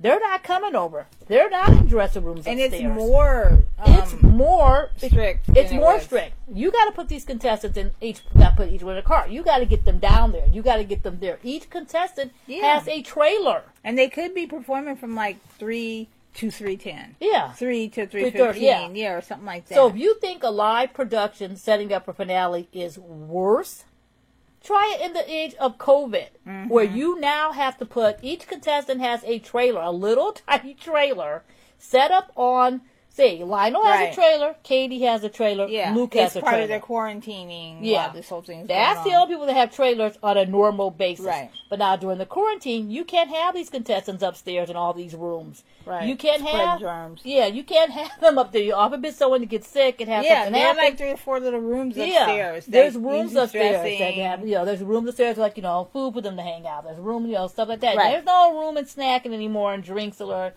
in the candy station and, Katie's little cookie station, all that. All that stuff. Yeah, I missed the cookie station. All that stuff is gone. So each contestant has a trailer set up for them that they have to use. They have to get dressed in that trailer, and the trailers are outside. Thank God they film at CBS. There's a parking lot with no cars in it. But so then you have production assistants running around, talent people running around, going to get that person, making sure that person's ready, making sure a person gets out because it's all time. So you got to get them out the trailer, into the side door, ready to go. You only can have a certain amount of area. You can't be like hanging in a room and all of this stuff too. So that's already another structure. Right. So naturally, one thing I always gave American Idol credit, we've been there, we've seen in person, is doing a live finale. And when I mean a live finale, it's like we were back there one time, they even put us in one of the acts. When it's 75% live. Patty, all these guys were singing up there live, and everybody was there. That. Everybody. Lionel Richie. So everybody was singing live. The only thing we saw on tape was appearance of Katie and someone else because of the production. Right. That was it. The next season, Katie with J Balvin, or the next season on ABC the next second season, you saw people there live. I gave them credit, all that, because that other show, you see like one country performer, which she talks about, and everything else is pre-taped. You mean The Voice? Yeah. Call it what it is. So you see that. So every single season now, season 1 we saw it live. Season 2 we saw it live. Right. Season 3 it wasn't live because of the whole. Wasn't as live. It was nothing because of the pandemic. That was 4. No, that was 3. That was 3. Because we're now at season 4. That season will be 5. All right. Yeah. And so then you have this season, so you can somewhat do something live. Oh yeah, you're right. You can now do a little bit of things live. Some stuff was still going to be pre-taped. Always. And I think the only reason Idol had some stuff pre-taped this time was because of COVID. You can't have all these celebrities and people and their assistants and so on and so on. There's 1,000 trailers, to wrap it up, whatever else too. Anyway, Sheryl Crow. Grammy-winning Sheryl Crow. Sheryl Crow has been an artist for over 20 years. Yeah. She started as a background singer with Michael Jackson. Yeah, We all she know was her a story. teacher, too. Yeah, she was a teacher. She is coming to the show. Sheryl Crow has no problem doing a live performance. Sheryl Crow's coming to perform live. Yeah. She's there. It's set up. She's not there all week because she's Sheryl Crow. She is not going to be there all week. Right. So who should be there all week? Arthur Gutt. He should be there all week. He's supposed to sing in the Fall Out Boy number. He's supposed to sing with Lionel Richie. He sang with no one. Okay? And my thing with this was American Idol advertised it, that he was singing. His fans are happy. Everyone's happy. In fact, the show posted a picture of the two of them from the dress rehearsal. Yeah, because as happy we were telling but you, Arthur. there's a full dress rehearsal. It's there. It's a full thing. Right. They put a picture. He's wearing the suit. She's wearing her outfit. We're all good to go. So the show comes on, and Ryan's talking to Graham DeFranco. And I'm like, why is Ryan talking to Graham DeFranco? Graham was one of the people from He's the one top of the contestants 20. from the top 20. He's talking to Graham. I'm like, oh, we got a little extra time. Ryan watch. Well, hey, Graham, blah, blah, blah, blah, whatever. You're here. Yay. Think nothing of it. Next thing you know, Ryan introduces, oh, everybody, Sheryl Crow, so. Sheryl Crow singing with Graham DeFranco. We're like, huh? Okay, on a normal basis, you'd be like, okay, he's one of the contestants. I remember him. Right. But it was already advertised. Right. If they had never been advertised, that's the thing. It wouldn't have been an issue. It wouldn't have been a problem. It would have been an issue. But the minute it starts, everybody's like, what's going on? Where is Arthur? What happened? Whatever. And then that was when I noticed he wasn't in the Fall Out Boy thing. So what did And happen? the reason why I didn't notice it was because we barely saw the people in Fall Out Boy, but I could find was Willie Right. and Hunter at one point, and we had talked about that. So all of a sudden, I'm like, this is insane. This is absolutely crazy. Because, okay, if I hadn't seen the picture the Idol was posting on social media, all this stuff, mind you, today the picture is gone. They moved the picture. Okay. Right, because it wasn't true. Yeah, they can be considered false advertising. That's true. All you need is a fan to sue you for false advertising. Yeah. And you laugh, but stranger things have happened. I could tell you stories, but we don't have that kind of time. Anyway, and nothing to do with Idol, but you'd be surprised what people would try to sue you over. Anyway, so people were like, what happened to Arthur? Happened to Arthur? So people were kind of like joking around, like, because this season on Idol, people were dropping out. Things were happening, you know. So at one time we lost, Wyatt was gone, and then Caleb was gone, and then people were just like, "What is happening with the season?" And Arthur had got some criticism for changing songs that were famous, melody, and he was developing, or he could have developed, or he's full on has a reputation now for being difficult to work with. Go. Here's the thing. So they don't perform. No one says a word. Arthur doesn't perform. Arthur doesn't perform. Cheryl performs with Graham DeFranco. Okay? And you go Graham. Cheryl did her part. Graham did his part. It wasn't a good performance because it looked like there was no rehearsal time. Yeah, and there wasn't. It looked like there was no rehearsal time. There was no rehearsal time. Sheryl Crow looked like a pro. Graham, they had to look at the lyrics. They put them up on the teleprompter. They put the lyrics up on the teleprompter. I'm sure Sheryl Crow knows. He wasn't dressed. Sheryl Crow knows the lyrics to her songs, but when you're singing with someone, you got to know what part you're singing, so you're not singing over or singing the wrong part. So they put the lyrics on a teleprompter put them up. So Cheryl went on part, she was singing. Graham on part, she was singing. She had like a pro. Graham like a pro. Graham was dressed like he was at the Grove, which you do on a Sunday afternoon. Yeah, the Grove is the shopping center that connects right to CBS. Yeah. He was shopping at the Grove, came in for an American Idol taping, and then, in the beginning when you have a warm-up guy, and you talk to the audience, and he always calls one up, and they do a little song and sing for trivia. God. That's what it seemed like. It seemed like Sheryl Crow goes, I'm going to pick a guy from the audience. And it's not set up by her people. Yeah, it's pre-picked. Yeah, usually when you do those on those shows, they pre-pick the people, and sometimes they don't. But usually your bodyguard, your manager wants to pre-pick, because they don't want you to come up there and do something crazy. Yeah, so it sounds like Sheryl Crow was rocking out and singing, you come on down. And Graham got up there and was singing with, I know all your words. Yeah, yes I do. That's what it looked like. That's what it looked like. And it was cute to see Graham get the exposure. Yeah. It was good to see him fill in. I kept saying, why didn't they just get Hunter? Why didn't they just get Chase? Why didn't they just get another guy to sing this? So we think nothing of it. The show goes off. After the show, people start asking questions. What's happening? What's going on? Whatever else, too. But before anyone asked, one of the Idol publicists said, just in case you need to know now, Arthur decided not to perform at the last minute. Mm-hmm. And I'm thinking, you've got to be kidding me. Right. This is you a got live this opportunity. You show. get your single, you get whatever, and this is you leave. a live show. Oh, well. What do you mean you decided for the last minute? What do you mean you decided the last minute? Well, the tea apparently is 5 minutes before the show was about to go on, he decided he wasn't going to go. There were producers putting out outside his trailer, kind of begging him to come out. Can he go? Because you really had no backup when you advertised it all. Advertised it the whole time. There was just like weirdness going on. And I'm sure people that were around and people that were there were like, what's going on? What's happening? All this kind of stuff. Is somebody sick? Did somebody not show? There's always all these thoughts going on when it's a live performance and it doesn't actually happen. Yeah. There should be no producer begging a contestant to come out exactly and sing a song on a finale. Especially when the person wasn't 1, 2, or 3. Especially. Yeah. Or a famous person. Yeah. It's like, and no disrespect in that sense. My thought on it, okay, so rumor has it, okay, so then the judges were asked. Right. Right there, judges were asked, right there on Zoom. What happened? And they were like, we don't even know. Mm-hmm. Okay? Which I think was true. Like, they didn't even know. Oh, yeah, they were at rehearsal all day. Right. They came at 4 o'clock or whatever and sat down to do the pre-tape stuff. Right. And sat down there. And then, as you know, Graham's going on stage with and they're laughing like, what is happening here? Yeah. Where is Arthur? What is going on? What's here? The contestants were also on the side. He's nowhere to be found. But the way they didn't really show them, it wasn't hard to tell. It wasn't to that moment when you really noticed he was not there. His fans start flipping out. They're all over social media going, where is he? Even on the show, what's happening? Tweeting everything. Everybody else is like, what is happening here? What's going on with this season? And I'm thinking, can we just get on to the top 2? I want to know who won. Yeah, this is crazy. Yeah. And then no one says a word. Ryan didn't do one of those.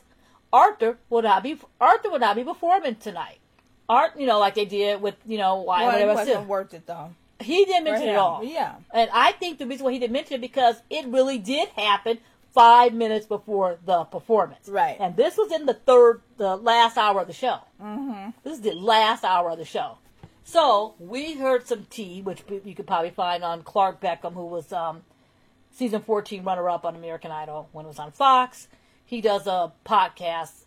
He reviews the shows. He's been reviewing, each episode and all this stuff, talking too.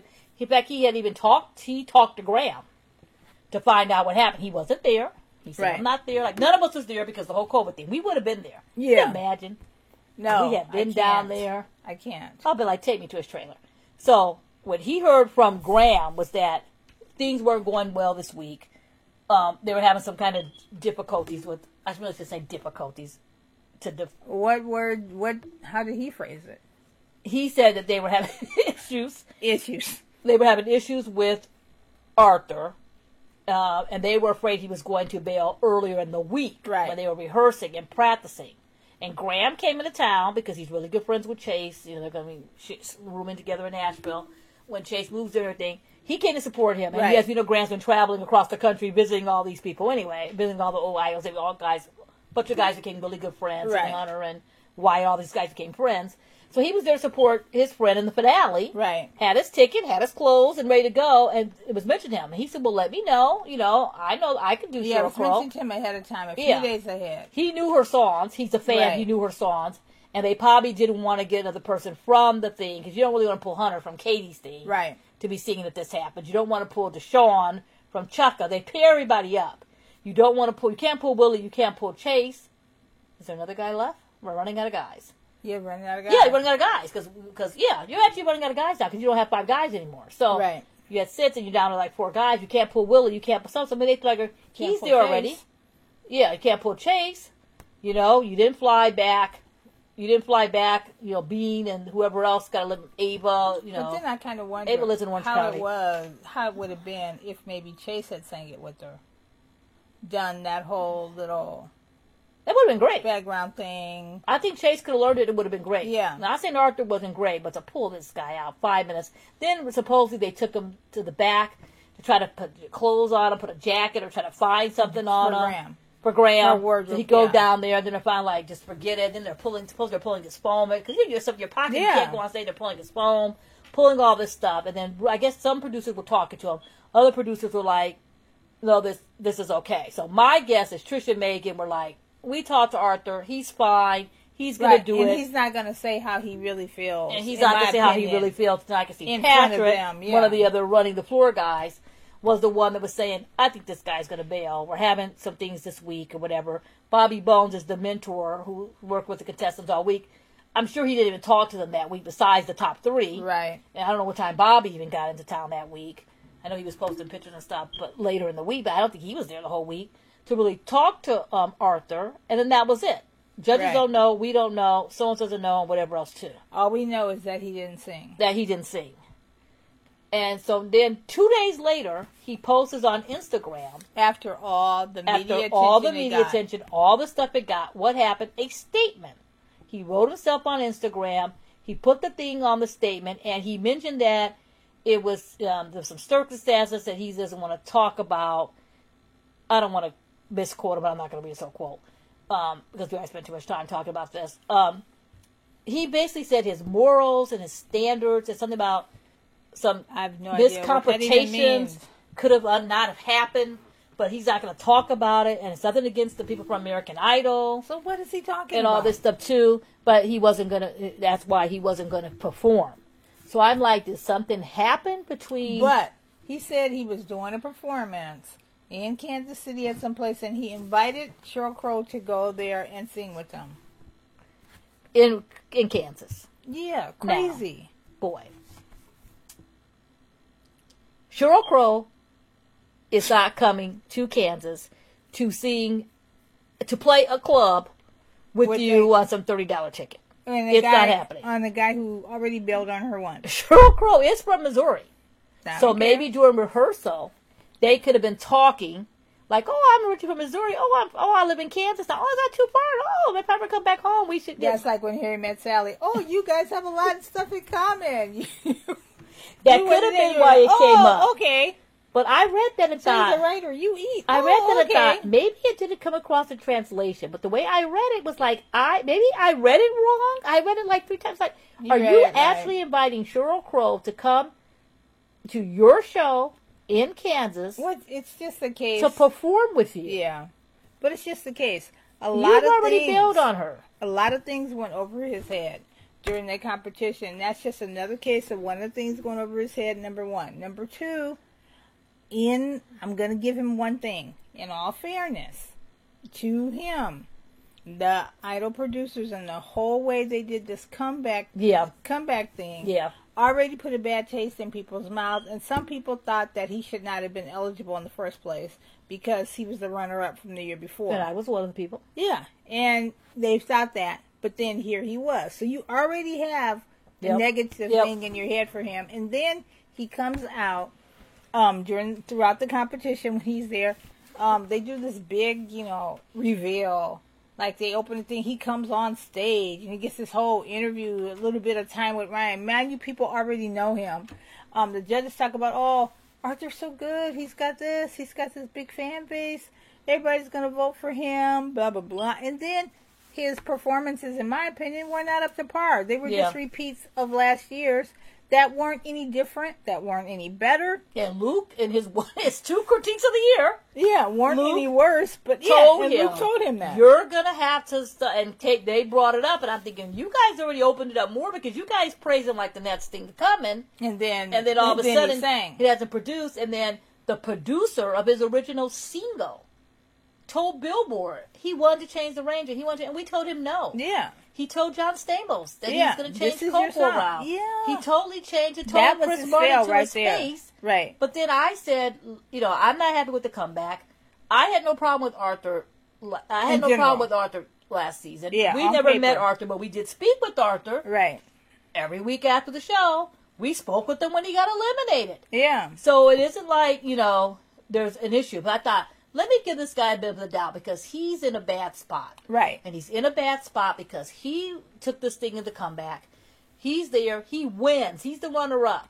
Louis winning, everybody else wouldn't have burned as much. Right. But he is the top people. 10. Right. And the other ones were all top 20. Mm-hmm. But he is the runner-up. They have put him in this awkward position. He took a chance that 90% out of 100 would have taken. Mm-hmm. Let me give him the benefit of the doubt. But then when you see the tape, and like you said, things have been edited from the John Stamos thing, but they left that part in there. Right. Then they left the part and whatever. And then Luke on live TV says and then Luke on live TV says that the producer of the song, you got an original song written by some top producer who writes for the biggest people in the industry. He's like, I could have given this song to Bieber. I could have been giving this song to someone, but this song could have been going straight to Lady A or Sugarland. Yeah. And it's going to you. To you, right. But this song could have been going to the, some rock guy. Yeah. And it's going to you. You ain't writing on it, and you ain't changed it. You either want it or you don't. And my thing was that he likes to sub songs. What he does is sing over too. He has original material. He's put out bit of records. Why didn't you put out your own single? Why didn't you fight like Chase and Hunter and show your single? Yeah. To get out. They took Chase's. Yeah. They took. Was your material up to par, or did the producer think it wasn't up to par? Or did the show think it wasn't? Maybe it was good and they didn't think it. I don't really know. So I was giving him the benefit of the doubt. But the problem I had with this was that it's unprofessional. It's unprofessional. Completely. It's unprofessional to not put your commitment. Right. Sheryl Crow was booked by American Idol. Mm-hmm. American Idol booked her to sing with the contestant. She ain't booked for you. Right. She made her commitment to be at American Idol. That was her contract, to come and see the contestant. She could have sang by herself, but they want them to sing with the contestant. So it looks like, she could have came and sang and promoted her songs and got her songs on iTunes. Mm-hmm. And you were the contestant that was chosen to sing with her. Right. So you show up. You have been rehearsing all week or having problems or whatever. And then you go and then you meet with her. You guys do a rehearsal. You took a picture. Maybe we should have taped the rehearsal. Some evidence, yeah. Maybe we should have taped. Who knows? Or they could. Who knows? They could have taped the whole performance for all we know. Yeah, I'm sure they did. And was going to show it back, and then we can't do it now. Yeah. And I don't think so, but I haven't heard that part of it. Yeah, you never know. Yeah, I haven't heard that part of it. The producer, everyone's talking about what happened with this. Yes, like I said, we weren't there. Yeah. So, in defense of Arthur, we weren't there. Right. I don't know if he's having some kind of problems. Maybe it's a family problem. Maybe it's a personal problem. Maybe something happened that we didn't see. Right. Maybe something happened when he was waiting in that dressing room. Maybe he looked at didn't like the lyrics of the song. He said it wasn't. Maybe he wanted to change the melody. That was a joke. He wanted to change the melody because he kept wanting to change everything. And Sheryl Crow said no. Exactly. And that didn't happen. But he's saying he won't talk about it. They won't talk about it. But it's not the show. It's not the contestant. So if he won't talk about it, if I don't want to talk about it, then we should stop talking about it. And if he has, move on. Or like I said, maybe it's a personal thing he's having or whatever, and he felt he couldn't perform. That's fine. But my thing, he would have been better off saying to Trish and to Meg, the producer show, I feel sick. I'm not feeling well. He ain't I'm just saying. He doesn't want to lie. I'm not okay. That's true. I'm telling you, he should lie. To me, it's like I don't feel like performing. So what they do? Get the private van, put him in the car, get him out. That would be me. Put him in the private van, get him to the hotel, get him out my face. Yeah. Because I'm going to kill him. We're on a live show here. Better yet, take him straight to LAX. I'll get a ticket for him. Just like American Idol. We know they can do that. Put your suitcase there. Yeah. But anyway, you're going home. Yeah. I just thought, this is the weirdest thing I've ever seen.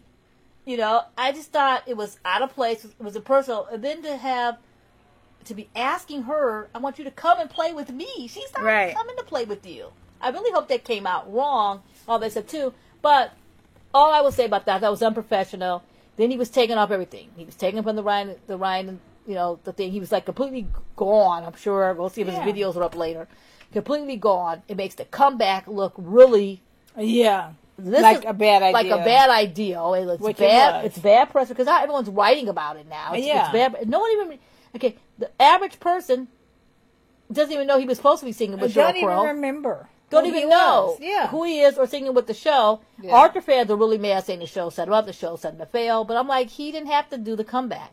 He didn't have to do the signing. Yeah, he didn't have to do it. And if you remember last year, when everybody performed, when Just Sam, who was the winner, and he did run up, he didn't do any of the press. Yeah. If you didn't do it last year, he never did. He didn't do it. He didn't do Ryan. He didn't do Ryan and Kelly. Yeah. And you do press.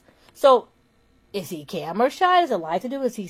I don't really know. And he was at home. He has a reputation for being difficult. And we talked about our last podcast. We're seeing evidence of that and cracks. We talked about our last podcast. You don't want to get a bad reputation in the industry. And if this Idol experience was like so things too. But the last thing I want to say is that I really hope he's okay as a person, because I hate to see anybody having, you know. I really hope he's okay as a person. You know, that there really isn't something more serious and we're talking about it and it's something more serious. And that's it on it. Okay. Who won? Yeah, who won? So after all that, we had to pick a winner. So the last 2 rounds of it was Willie they did a reprise song. Willie did Stand Up. Chase did Afterglow by Ed Sheeran. I never thought I wanted to hear Ed Sheeran again, but he actually sounded really, really good singing it. It sounded great. The last performances, they both killed it. He did a really good job at that one. Willie did Stand Up better than he did the original version of Stand Up. It was probably one of his best performances on the show. They both just were like, this is it. We killed it. We get them both up there now. It's going to the end. It's Willie and Chase. They're there. They actually became really good friends. Right. Phil Mitchell. It kind of reminds you of Ruben and Clay a little bit. How Ruben and Clay were friends. And, that's what I thought. Yeah, it kind of reminds me of Ruben and Clay. They were there. They go up to the end. Ryan gets the envelope. He dims the lights. The new light guy. The new light guy. Karen's gone. The new light guy. I had to check the credits. I'm like, dim the lights. Dim the lights. And he says the winner, and the winner is Chase. Mm-hmm. And everybody was so shocked and so surprised, except me and you, and all the people who follow these type of shows. Yeah, were not surprised. And Bobby Bones. We got to talk to him after the show. Kind of slipped a little bit and said something about how he didn't know who was going to win. He thought it was going back and forth. It got really, really close to the end. And at one point, he thought it was going to be Willie because Willie apparently was leading for like a long while. In the early night. In the early of the night. And I thought it would be the opposite. I thought once Grace was gone, anyone who had already voted would now vote for Willie. But I think Grace fans are probably like done, or they already voted their 30, and I'm not going to have it. I don't have a device to keep working on. That's the hard part too with the real time voting. Oh. Because you use your 30 votes. I hate the real time voting. And then my favorite's gone. Maybe I want to give someone else, but I'm not going to be, gotta look. So that could happen. You got to be strategic with your vote. And then he thinks that, but a lot of people think that Chase bloomed at the right time. Yeah, he did. Original song, you couldn't take that away. That original song, still on the charts. Yeah, it literally is still on the charts, and he won. Willie was gone, and Chase sang his single. Then he sang 23. Mm-hmm. And he sang 23, and that's the name of his single. And the contestants weren't allowed to run around. They all were happy. And he had. They're not allowed to run up anymore. And Katie went over to talk to the contestant, and talk to Willie, and then Ryan said goodbye. And then we got a little bit of credit. We actually got to see him sing a song, though. See you next week. Next year, I mean. Yeah, I got to go. And then that was it. So, we predicted who the winner was going to be. And I said it was Willie's Race to Lose. You keep saying that. No, I said it was Willie's Race to Lose. and the only person that could take him out would be Chase. You said Chase was going to win. Yeah. Yeah. And your reason that Chase was going to win, because you said one day he's a white guy with guitar. Yeah. That and is they hard traditionally to win. beat. Yeah. And it's a hard good old-fashioned to beat. Yep. singer-songwriter.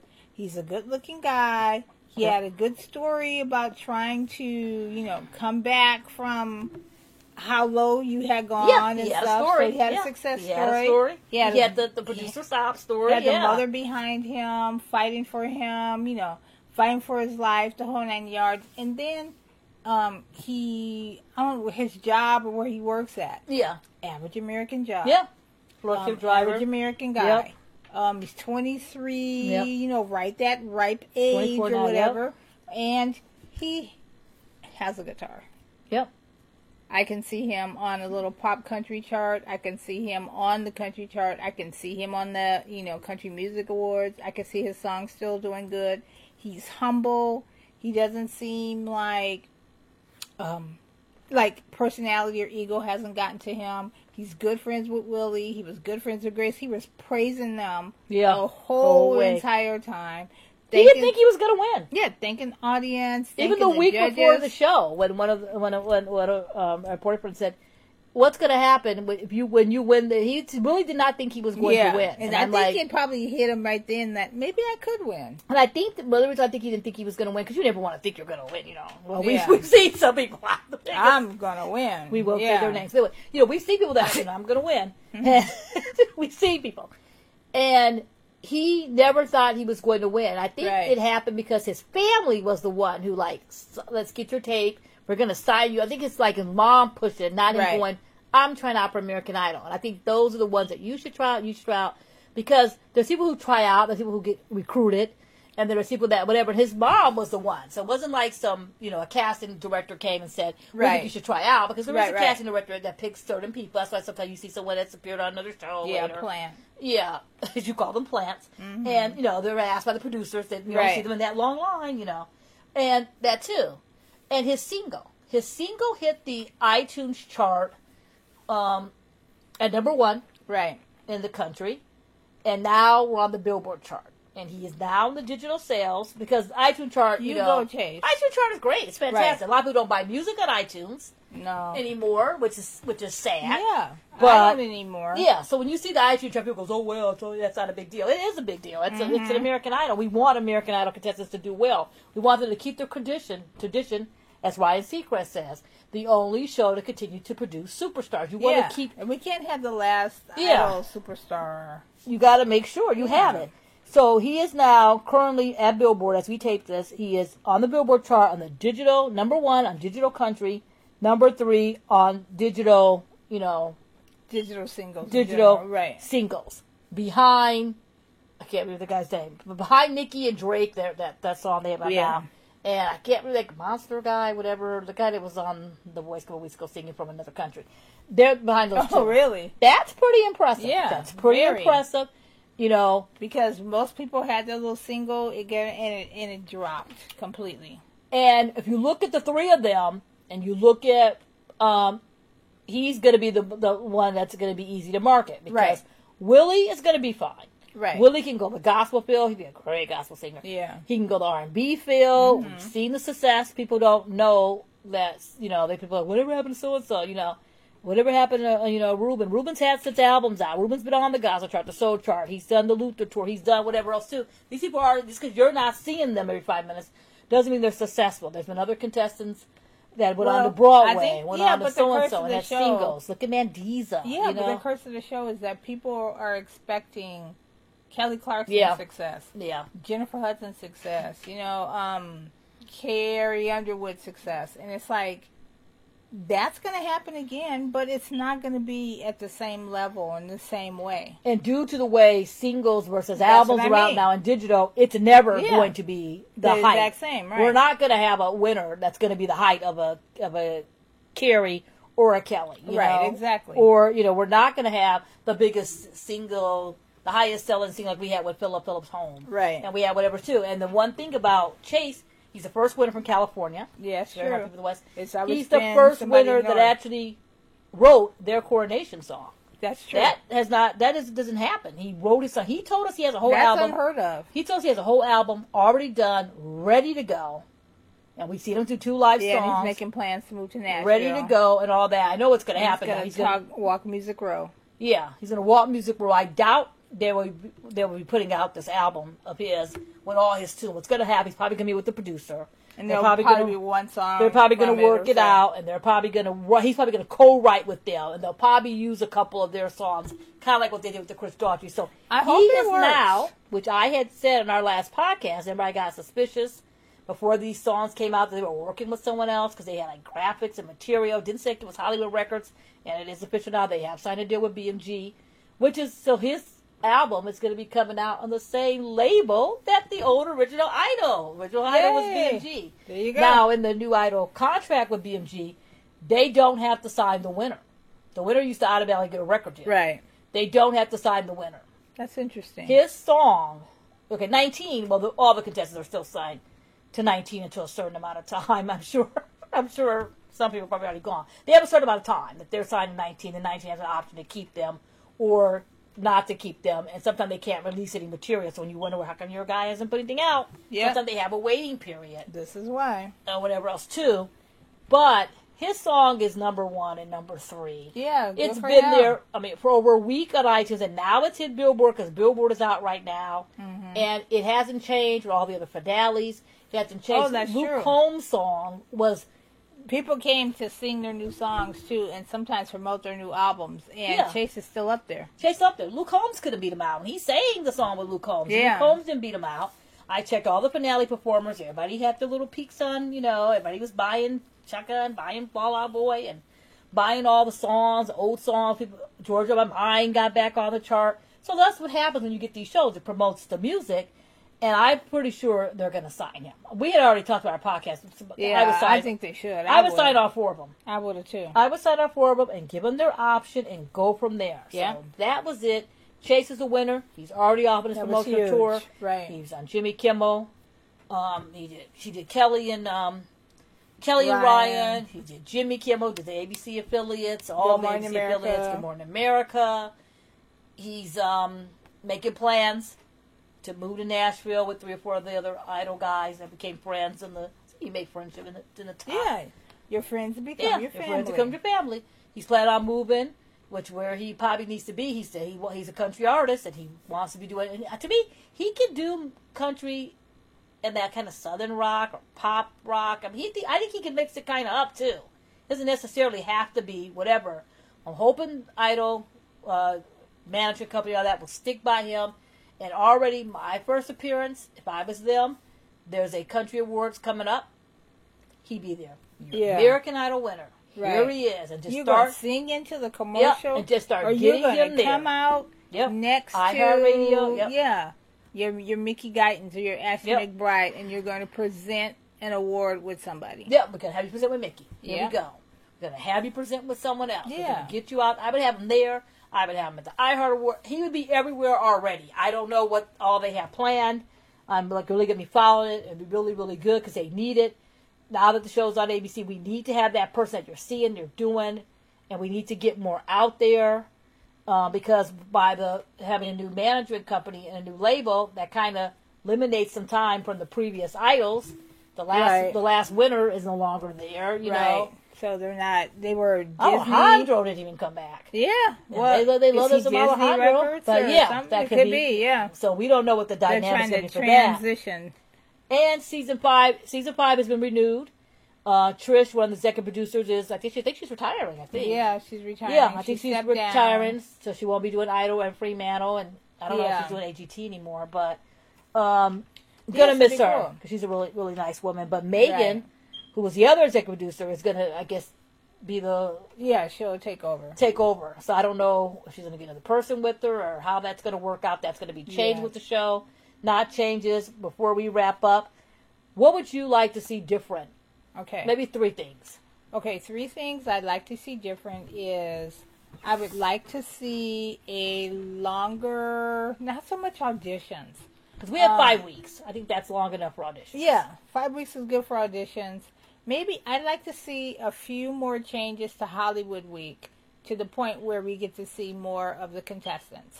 Yes. You know, because like you We said, used there were to. some people you never see, and Yeah. then here they are. Number 2, I like Bobby Bones. I think, Nice guy. yeah, totally nice guy. And I think in theory, what he did was good and contributed to the show, making the contestants feel good. But I'd like to see a new mentor.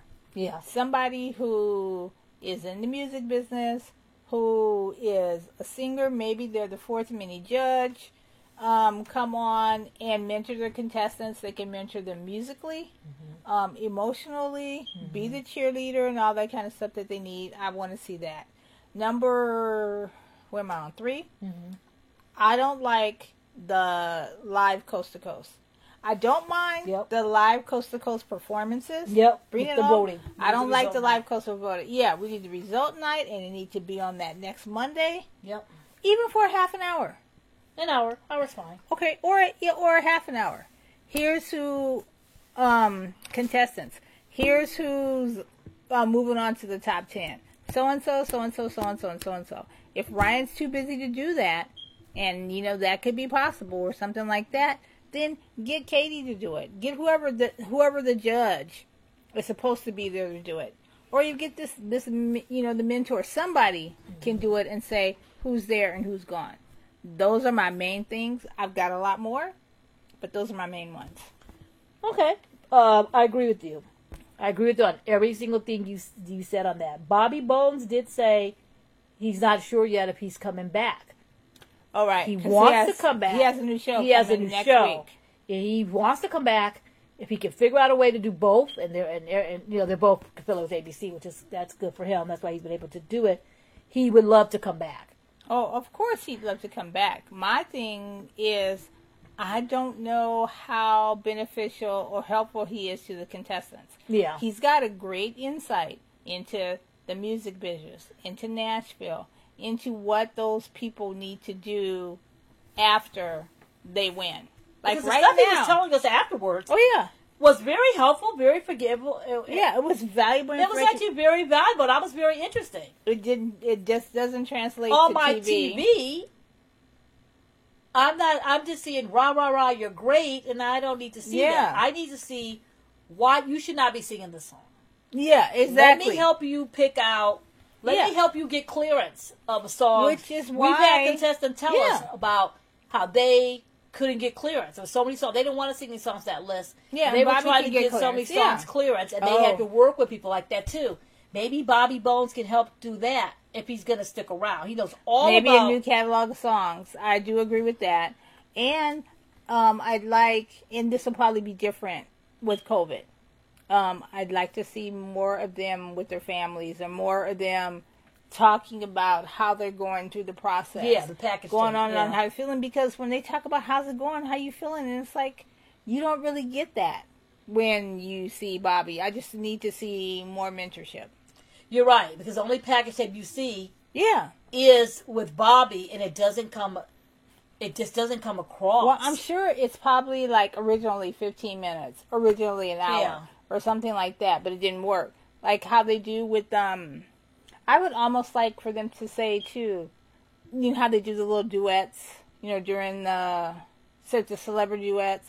I almost like to get rid of that too, and have that person I would do mentor the whole them. thing. Do that celebrity duets. Have that person mentor them and have them sing. We don't need them to do a duet with that person. Because those celebrity duets are doing nothing but selling those records of those celebrities. Yeah. It doesn't come across as they're concerned. Except for Josh Stone, it came across that she was helpful with them. Yeah. Really said that Jimmy Allen, because he's been through the competition. But I love the Phineas. I like the Chris Martin. Yeah. I like the John Stamos. I think there's got to be some better way to do that than what they're doing. And I know this is going to be controversial for me to say, but I think they need you got the mentors, all this kind of stuff, but they need that Motown school. Here's how to do an interview. Here's how to answer Ryan's questions. Yep.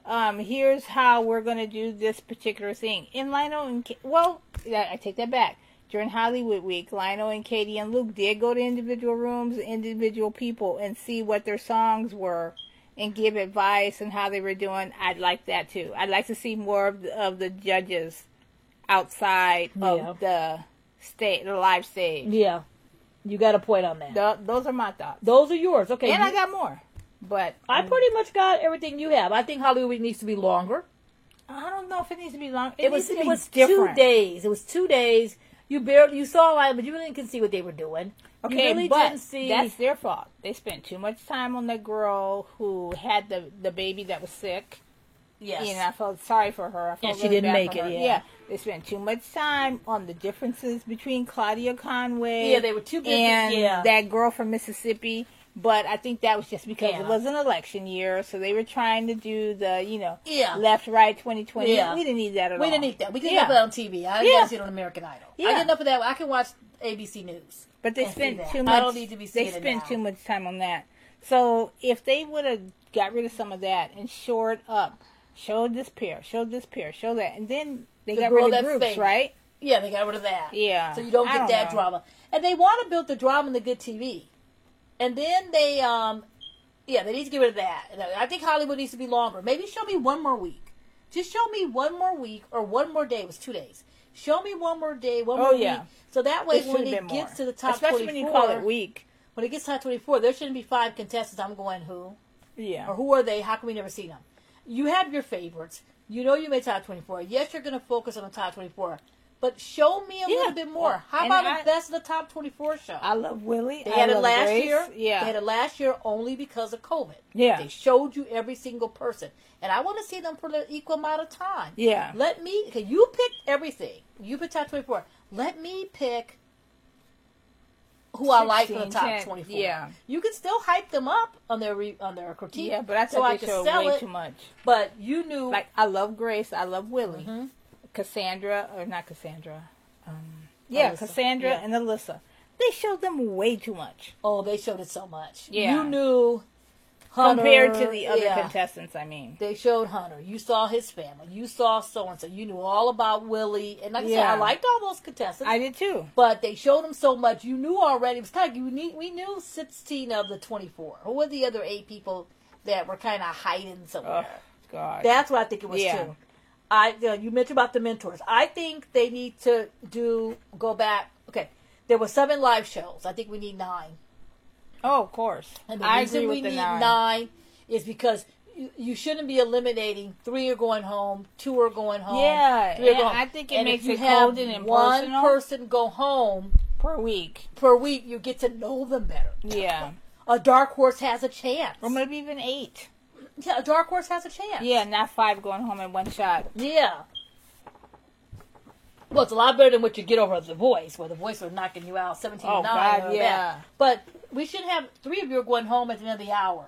Yeah. Top 20 and 16 are coming back. Right. Okay? Get rid of any type of comeback situation. Forget about all that. Get that. Because so that was a big fail. Yeah. And they have that on the Live with Ryan and Kelly. Just keep it there. That's your comeback. The audition period is going to change now because anyone who didn't win can now audition long as they're in the age range. Okay. So technically... or not signed to a major label or to a major thing. Why do you think that is? Are they... No, 19. You can't be signed to 19 Entertainment. Right, with their management. And that's why you didn't get Julia back and Dylan back. They've already signed off. But... Well, I wanted to ask you, do you think that's because they're worried they're going to have not enough people for the next time, not enough seasoned people who've kind of already been through it, or you think that because the comeback was such a fail and it became Comeback Gate, that they're trying to clarify that and make it easier or something for people to know? I don't think they expected it to be Comeback Gate. Well, I know. I think because they've been doing this in Europe. A lot of these European shows have been doing this, having these comebacks and people coming back as long as they didn't finish. Oh, yeah, and twists and all that. And all that stuff. And it's probably working over there and people are getting into that. They even did on the Masked Singer. This is why I think they did it here as a test. Not even thinking that... Well, if they should have done that, do it in the top 48. Don't know. Maybe they did it thinking that Arthur wasn't going to even win. Maybe they thought Louis was going to win. Yeah, someone else was going to win and all that. But to bring the contestants in... I wanted Michaela. Then the contestants were here socializing and they met all the other contestants. But way before we even knew about this comeback. You know, which is already odd. So it was already odd enough as it is, but it's just skip a year. So now of that comeback and really think about it. But now you could come back. I mean, okay, technically, Clark Beckham could come back.